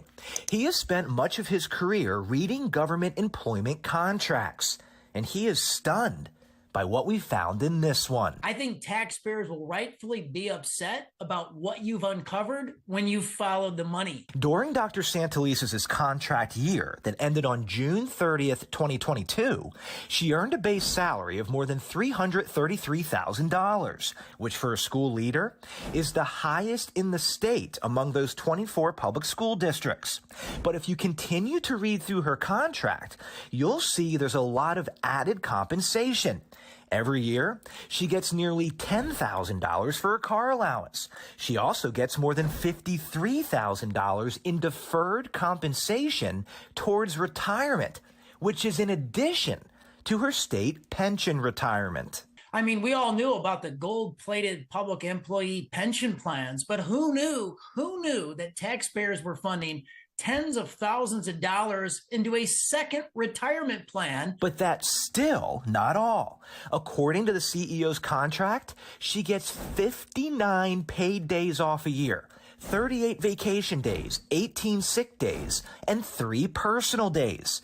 That's nearly 12 weeks of taxpayer-funded paid time off, which does not include the 13 paid holidays throughout the year. It's 25% of the year. 1 out of every 4 days, she's paid to stay home. But what if the CEO doesn't take 12 weeks off? Well, her contract says she can cash out much of what she doesn't use. During her last contract year, she cashed out more than $48,000 in unused paid leave. Add that to the rest of her compensation, and Dr. Santelises collected a total of nearly $445,000. It's milking taxpayers like dairy cows. We put a premium on those leaders locally that say they're going to educate our children. And so we need to hold, at the end of the day, we need to hold them accountable. And her contract does hold her accountable. Page 13 says the board will evaluate the CEO in part on how she demonstrated improvement in the academic performance of students in the city schools. But is that happening? Graduation rates, attendance, and college enrollment are all lower than when the CEO took office in 2016. And the most recent federal test scores released last month show Baltimore City students scored an all-time low since testing began in 2009 when compared to the large city national average. You know, the ship is taking on water. There's no question about that. Anaban Basu is an economist who served on the Baltimore City School Board from 2005 to 2011. When Project Baltimore interviewed him earlier this year, Basu defended the CEO's earnings, saying Baltimore City is the hardest school system in the state to run. And in her time, the city as a whole has struggled, especially after the riots following the death of Freddie Gray. Since 2015, Baltimore City has been in socioeconomic disequilibrium. Sonia Santelises has been presiding over that school system during this period. It's tough. It's tough to make improvement when times are like this. And so what I'm suggesting to you is that it is conceivable that what she has done is stemmed decay that otherwise would have transpired. Dr. Santelises' contract was approved by the school board. We reached out to the board for comment and received this statement, which says in part, Dr. Sonia Brookings Santelises has been an incredible champion for city schools for nearly 6 years. Our CEO is worth every cent of her salary, aligning with her experience, skills, and education. The statement also pointed to several areas of success, including an increase in pre-K enrollment and a decrease in the dropout rate. You can't educate children gainfully in the classroom if you're funding an expensive education bureaucracy, as the rising taxes and the declining student test scores clearly illustrate. I'm Chris Pabst, and this is Project Baltimore. Well, according to the CEO's contract, the school board must evaluate Dr. Santelises' performance every year. Project Baltimore filed a public records request to see those evaluations. They are waiting to hear back. I'm Atrell Nashar outside Mar-a-Lago, where former President Trump is expected to be a presidential candidate by the end of the night. What a third Trump run could look like coming up.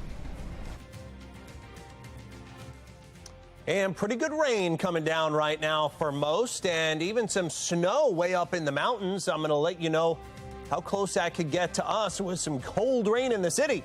Coming up in my Weather Authority forecast.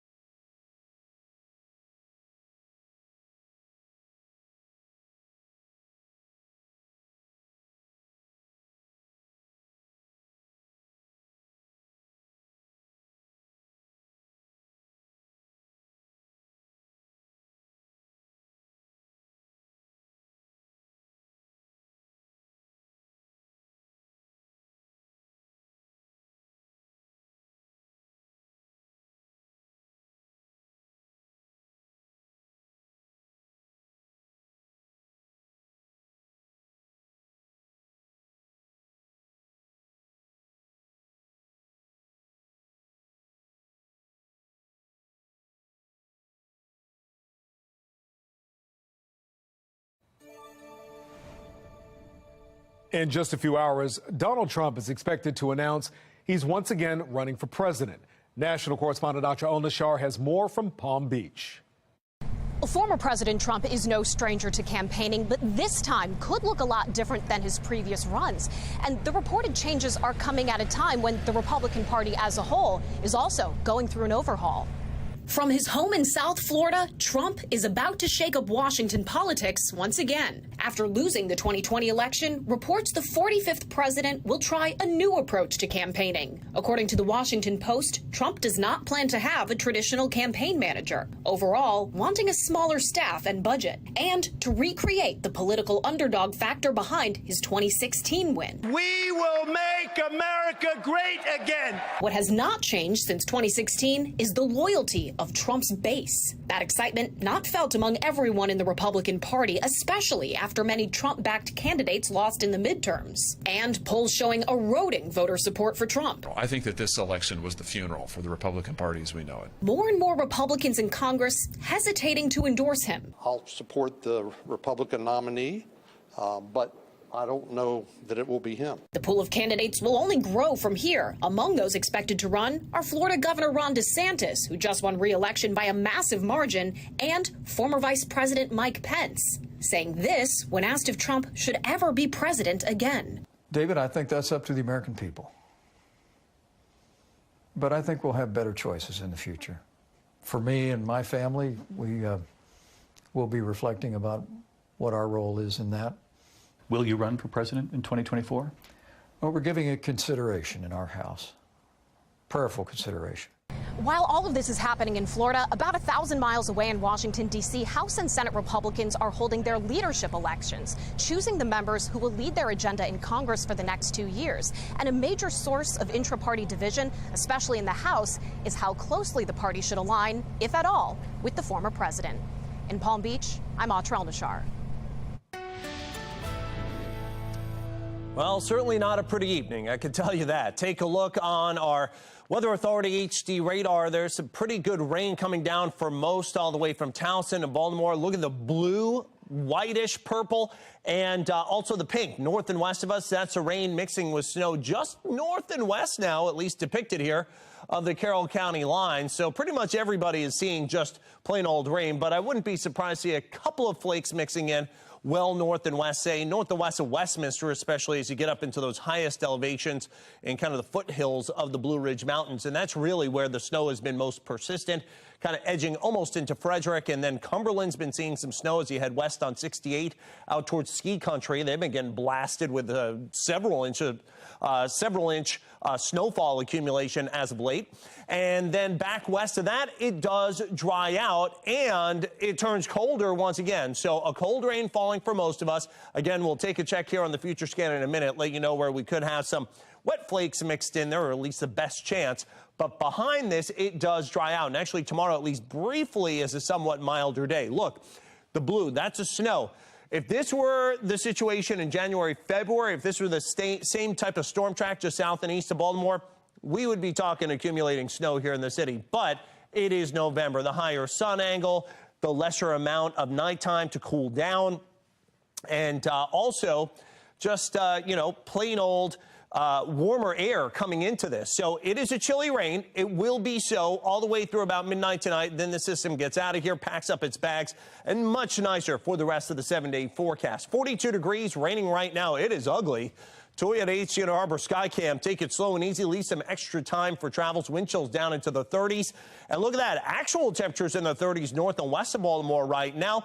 And even some of that snow coming down at a good clip west toward Cumberland and Oakland. Hagerstown almost snowing at 33, and everybody else is just at that cold rain. Let's take a look at the future scan through about 6:45. Look at this big rain coming down. Not good for a PM commute here. Take it slow. Make sure those windshield wipers are cleaned and ready to go. Some of that blue north and west mixed in up toward Tawnytown, north and west. That's going to be some of those wet snowflakes, perhaps getting in the mix, some of the highest elevations. But you see all those temperatures are above freezing throughout all of this, so it will not accumulate, even if you do see a flake or two north and west. And then it dries out by tomorrow morning. Tomorrow afternoon, sunshine comes back. It's blustery, 53. Temperatures remain in the 40s, lows below freezing, but dry skies all the way through the Ravens game. Jonathan, thank you. Coming up on Fox 45 News at 6 o'clock, another gun is found inside of a Baltimore City school. Fox 45 News investigates what can be done to stop the dangerous trend.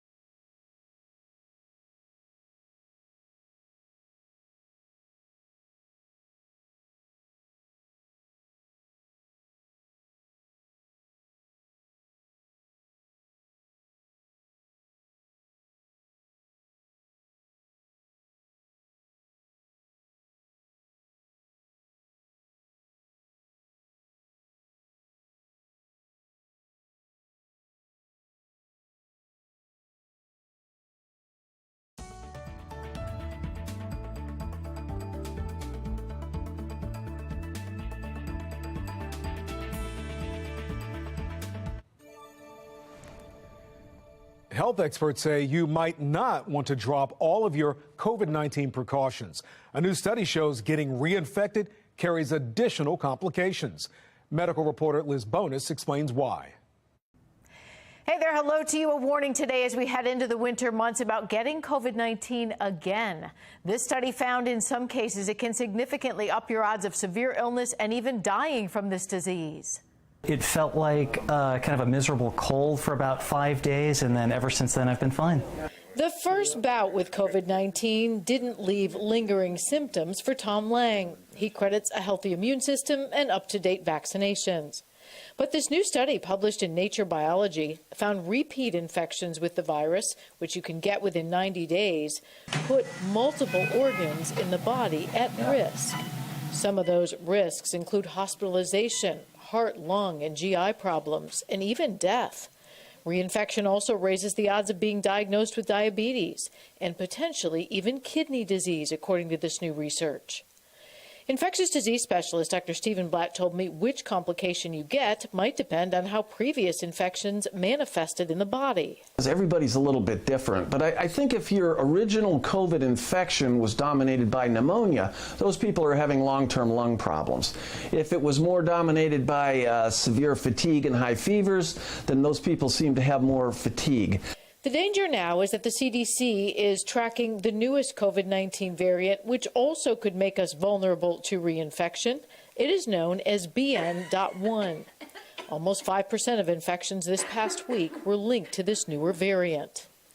The new bivalent vaccine still likely to be your best defense against these newer variants of COVID-19, or at least getting really sick from them. I'm medical reporter Liz Bonus. Now back to you. All right, weekend forecast in detail. Our GFS FutureScan computer model, our American computer model we use to make the extended forecast through the weekend, looks like it dries out nicely. A few clouds on Friday. Saturday, a dry day but chilly, and Sunday looking like it's going to be a chilly one too for the Ravens game. If you're going to be doing some raking this weekend, picks of the weekend, Friday, Saturday, and Monday. Going to be a little blustery for Sunday, and that's going to be chilly too for the Ravens game with highs only in the 40s.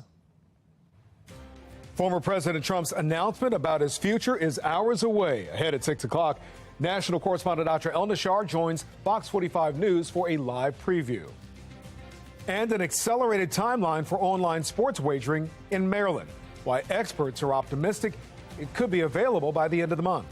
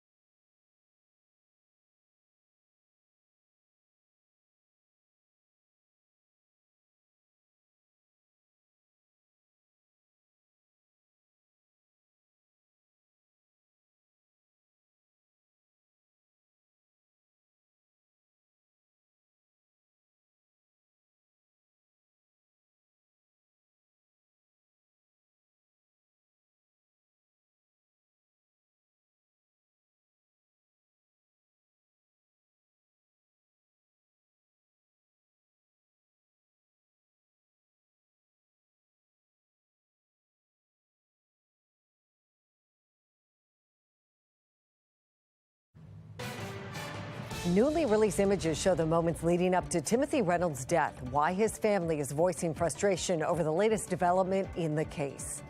East Baltimore residents receive a sinkhole explanation after months of waiting, why the city says they're not paying for damages caused by the sinkhole. I'm El Nashar outside Mar-a-Lago, where former President Trump is expected to be a presidential candidate by the end of the night. What a third Trump run could look like coming up. Live from WBFF in Baltimore, this is Fox 45 News at 6. I was blindsided Friday when I spoke and I heard that the state, and it's Mosby, offering a plea deal to Tavon Scott. It is not ideal to have a 15-year-old, someone who is actually 14 at the time of the offense, being housed and detained among men. Good evening, everybody. I'm Mary Bubala. The back and forth continues as the teen accused of killing 48-year-old Timothy Reynolds accepts a plea deal to avoid first-degree murder. But the deal, it's not done yet. A judge still needs to sign off on it. Reynolds' family says new images just released today show the case goes beyond manslaughter, and the teen should be convicted of first-degree murder. They say the shooter targeted Reynolds after he had been hit with a cement block. The defense claims Reynolds was dangerous and hit a squeegee kid with a bat. Mackenzie Frost breaks down these new developments. We have yet to see the video, but the still images are included in the latest court filings.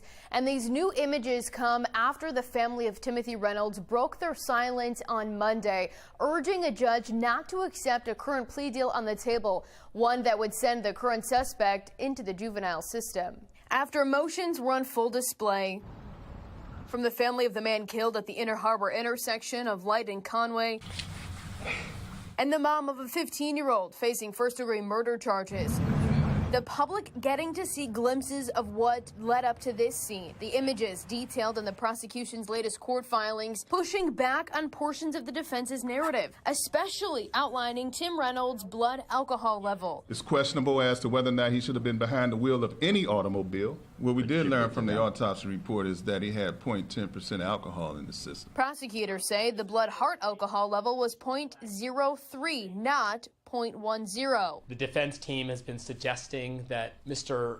Reynolds was not in a position to drive. It's just false.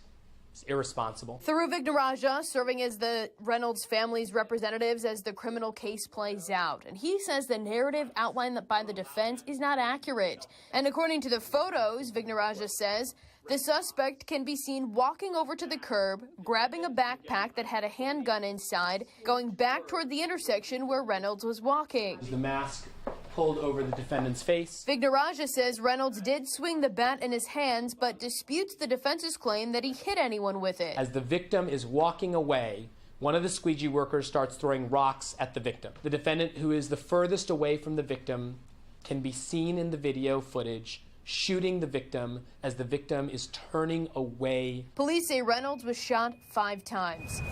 Ahead of the hearing Thursday to determine if a judge will accept a plea deal extended to the 15-year-old who was 14 at the time of the incident, the deal includes the suspect pleading guilty to manslaughter and be sent to a juvenile center instead of first-degree murder charges he currently faces. Shannon Reynolds, Timothy's widow, says the city state's attorney, Marilyn Mosby's office, did not notify the family prior to the offer being made to the suspect. I was blindsided Friday when I spoke and I heard that the state, and it's Mosby, offering a plea deal to Tavon Scott, who shot my husband point blank 5 times while he was walking away.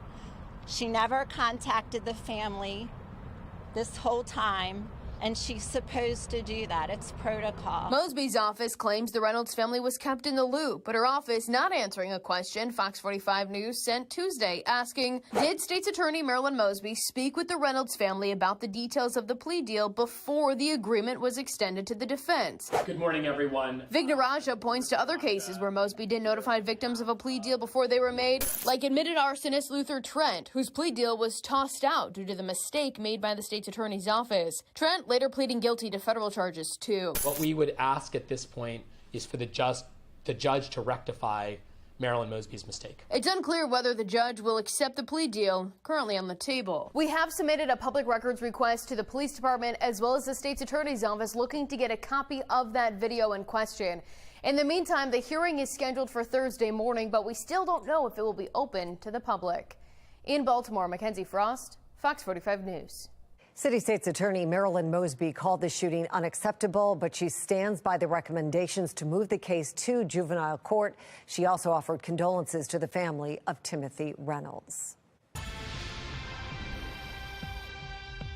Baltimore police say a man is dead following a shooting this afternoon near Lakewood Elementary in East Baltimore in an area known as Broadway East. Police were called to Hoffman Street just before 2:30.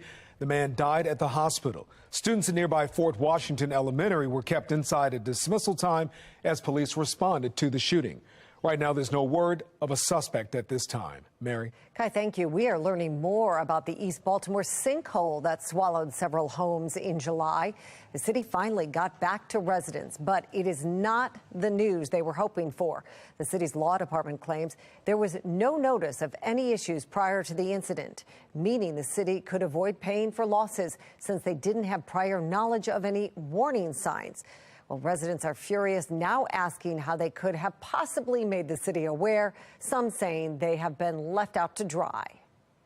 They didn't even give me a call and say, well, hey, Mr. Bell, Are you living somewhere, or do you have somewhere to stay? They're abandoned. Fox 45 News sent questions to the Department of Public Works asking if it's the city's responsibility to monitor aging infrastructure. We are still waiting to hear back.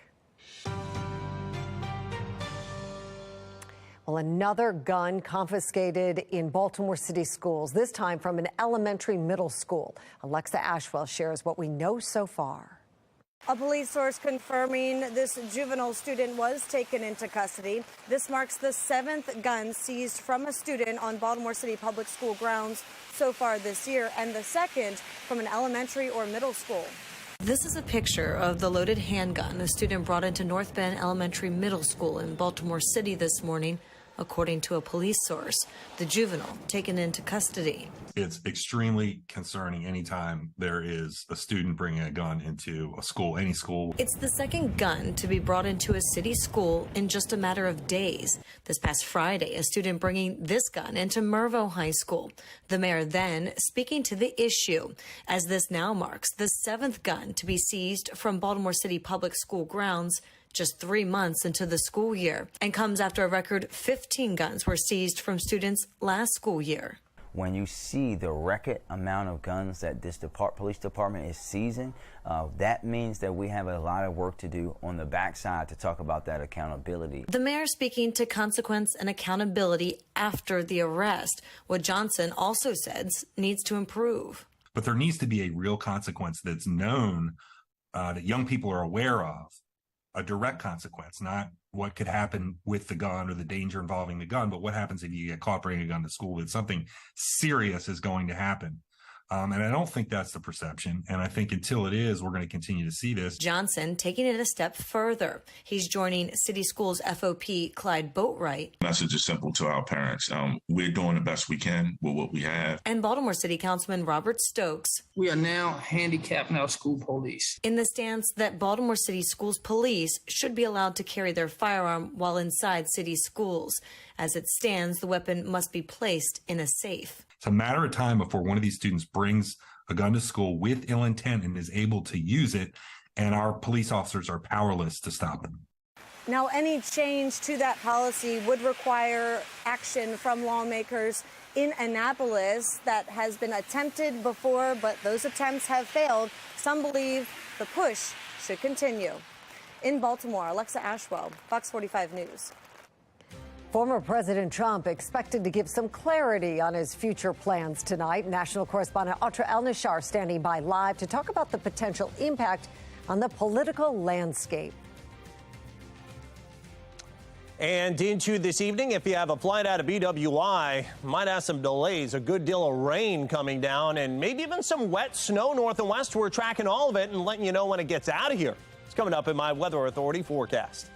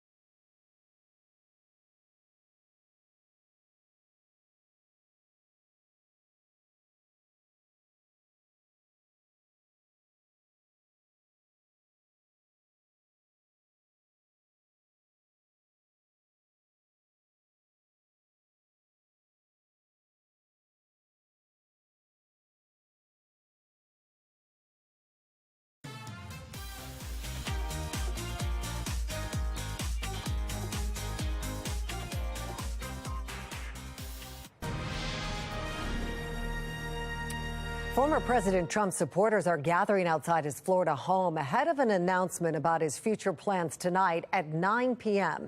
National correspondent Atra El-Nashar joins us live. Atra, all signs seem to point to him announcing another presidential run. That's right. Good evening, Mary. And former President Trump is no stranger to campaigning, but this time could look a lot different than his last two runs. And these reported changes are coming at a time when the Republican Party as a whole is going through its own reckoning.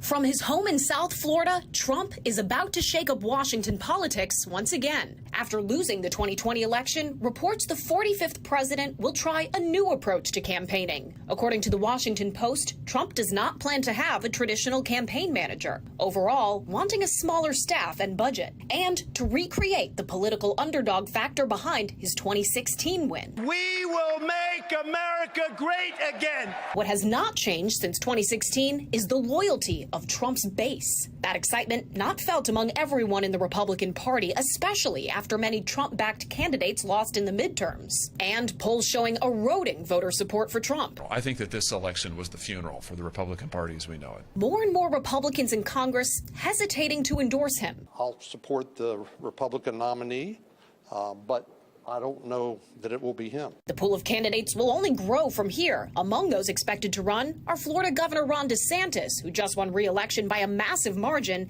and former Vice President Mike Pence, saying this when asked if Trump should ever be president again. David, I think that's up to the American people. But I think we'll have better choices in the future. For me and my family, we will be reflecting about what our role is in that. Will you run for president in 2024? Well, we're giving it consideration in our House. Prayerful consideration. Now, while all of this is happening in South Florida, closer to your neck of the woods, over at the U.S. Capitol, House and Senate Republicans are holding their leadership elections, meaning they're choosing the members who they want to help lead their agenda in the inside the walls of Congress for the next 2 years. And a major source of intra-party division is how much they should align themselves with the former president, if they should do that at all. Back to you. Atra El-Nashar reporting live for us from Florida. Thank you so much.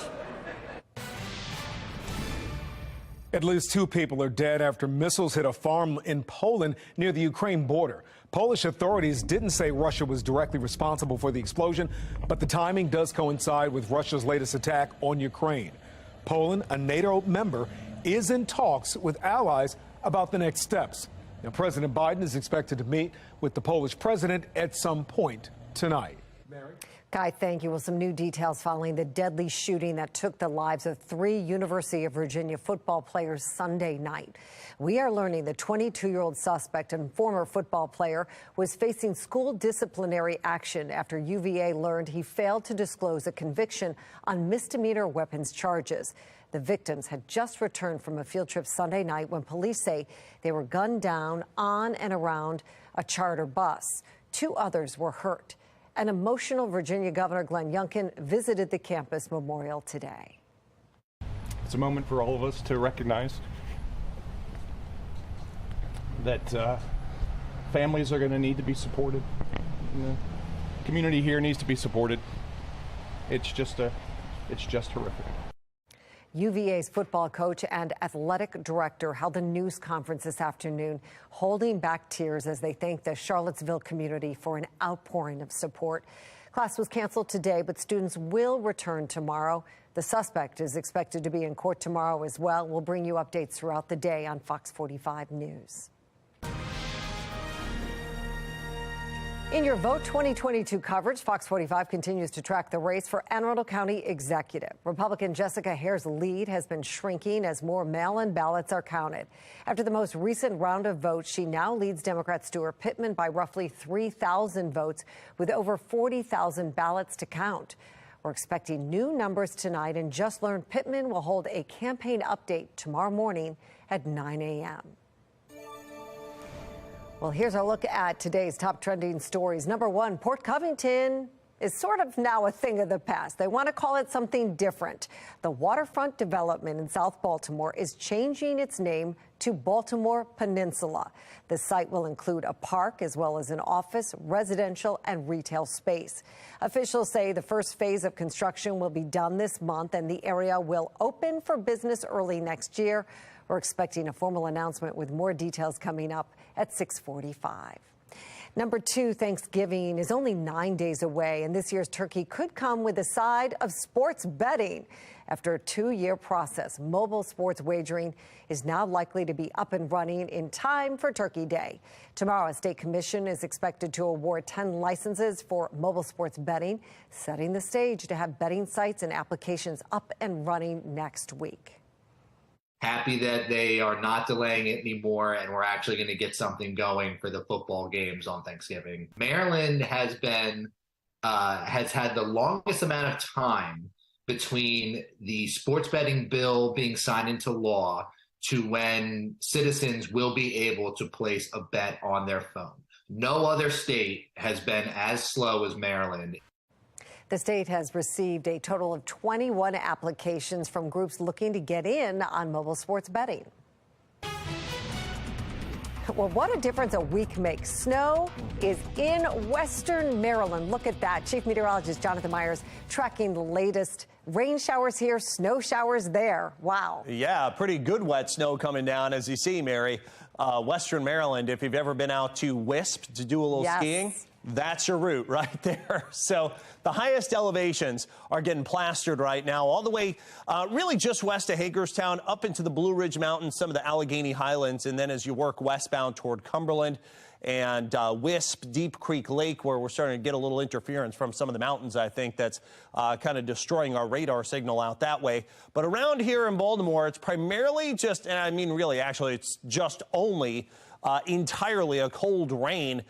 5-10 degrees difference, or if this was in January, February, when temperatures are typically a little bit colder, this storm track, it would have provided us likely with an accumulating snow. But for us, again, just a real nasty wet commute. Now, the one exception to this rule, up around Tawningtown, Emmitsburg, as you work your way toward Manchester, where you get some of these reds and yellows and oranges, potentially there could be a little bit of wet snow that's trying to mix in there. But even still, temperatures are well above freezing, so this is not going to accumulate, even if you do see some of that wet snow, some of those highest elevations north and west. Otherwise, again, cold rain. There's our storm. It's taking a track for now west of the Appalachians. Will redevelop right near the Carolina coast and then zoom north and east. And that allows us to clear out tonight and dry out nicely for tomorrow. After all the nasty rain today, the mountain snow, several inches of snow up into Pennsylvania. This all moves north and east with a big snowstorm up in Maine tomorrow. But around here, again, prior to sunrise, the last of the rain leaves, and then sunshine and breezy temperatures in the 50s for tomorrow. Then it looks like the chill sets back up for the rest of the week. 41 degrees, mile 1000 cam right now. You see all those wet roads. That is nasty for a PM commute.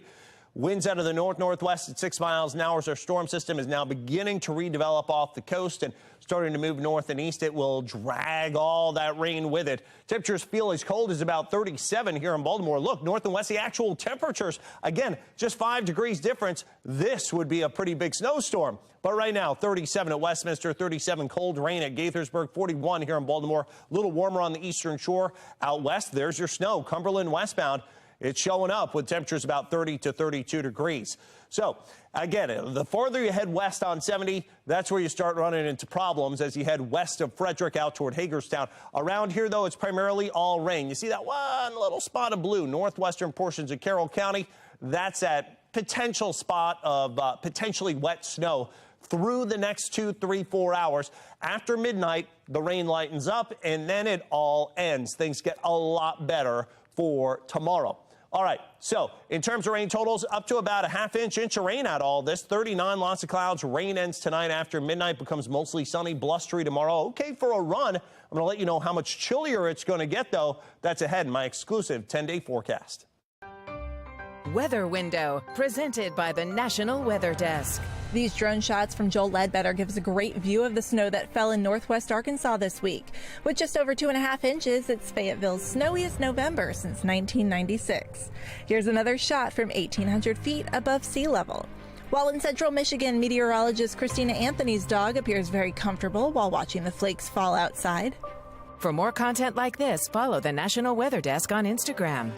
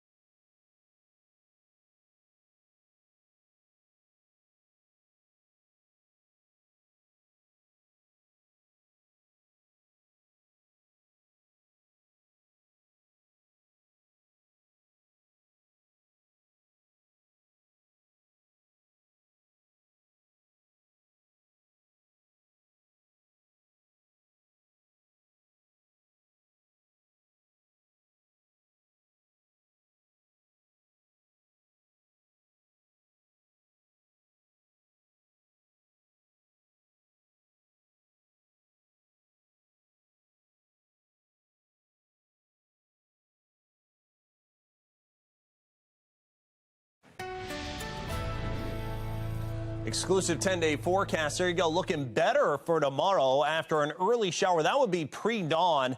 We go with blustery, partly sunny skies in the afternoon. 53 is a lot better than the 40s we're seeing today. 45, blustery, colder again for Thursday. Breezy and chilly for Friday with highs at about 47. Back to cold temperatures again with those lows in the 20s, highs only in the mid-40s on Saturday. And I guess the good news is it does stay dry for the Ravens game. But again, temperatures running about 10 degrees below average. So you're going to have to bundle up in your purple on Sunday. Sunny and chilly on Monday. 51 and not as cold on Tuesday. And any precipitation waits until somewhat milder air gets in here into the middle and end of next week. So that's good news. At least we're not talking snow with the next weather maker that could affect us here as we head toward next Thursday into Friday. Highs generally in the low to mid 50s. Some showers develop for Thursday into next Friday. Some showers and still below average, but at least above freezing with occasional rain there to wrap up next week. Jonathan, thank you. Well, finally tonight, billionaire philanthropist Mackenzie Scott is extending her generosity to Baltimore. Scott, the ex-wife of Amazon CEO Jeff Bezos, is giving $15 million to Baltimore-based Lutheran Immigration and Refugee Service, which supports migrants when they first come to the United States. It is the largest donation in the organization's history. Scott has donated more than $14 billion to worldwide causes since the beginning of the pandemic, including a big donation to Morgan State University. Well, that's all for Fox 45 News at 6. Family Feud is next. We'll see you back here for the news at 10 tonight. Thanks for watching. Have a great night.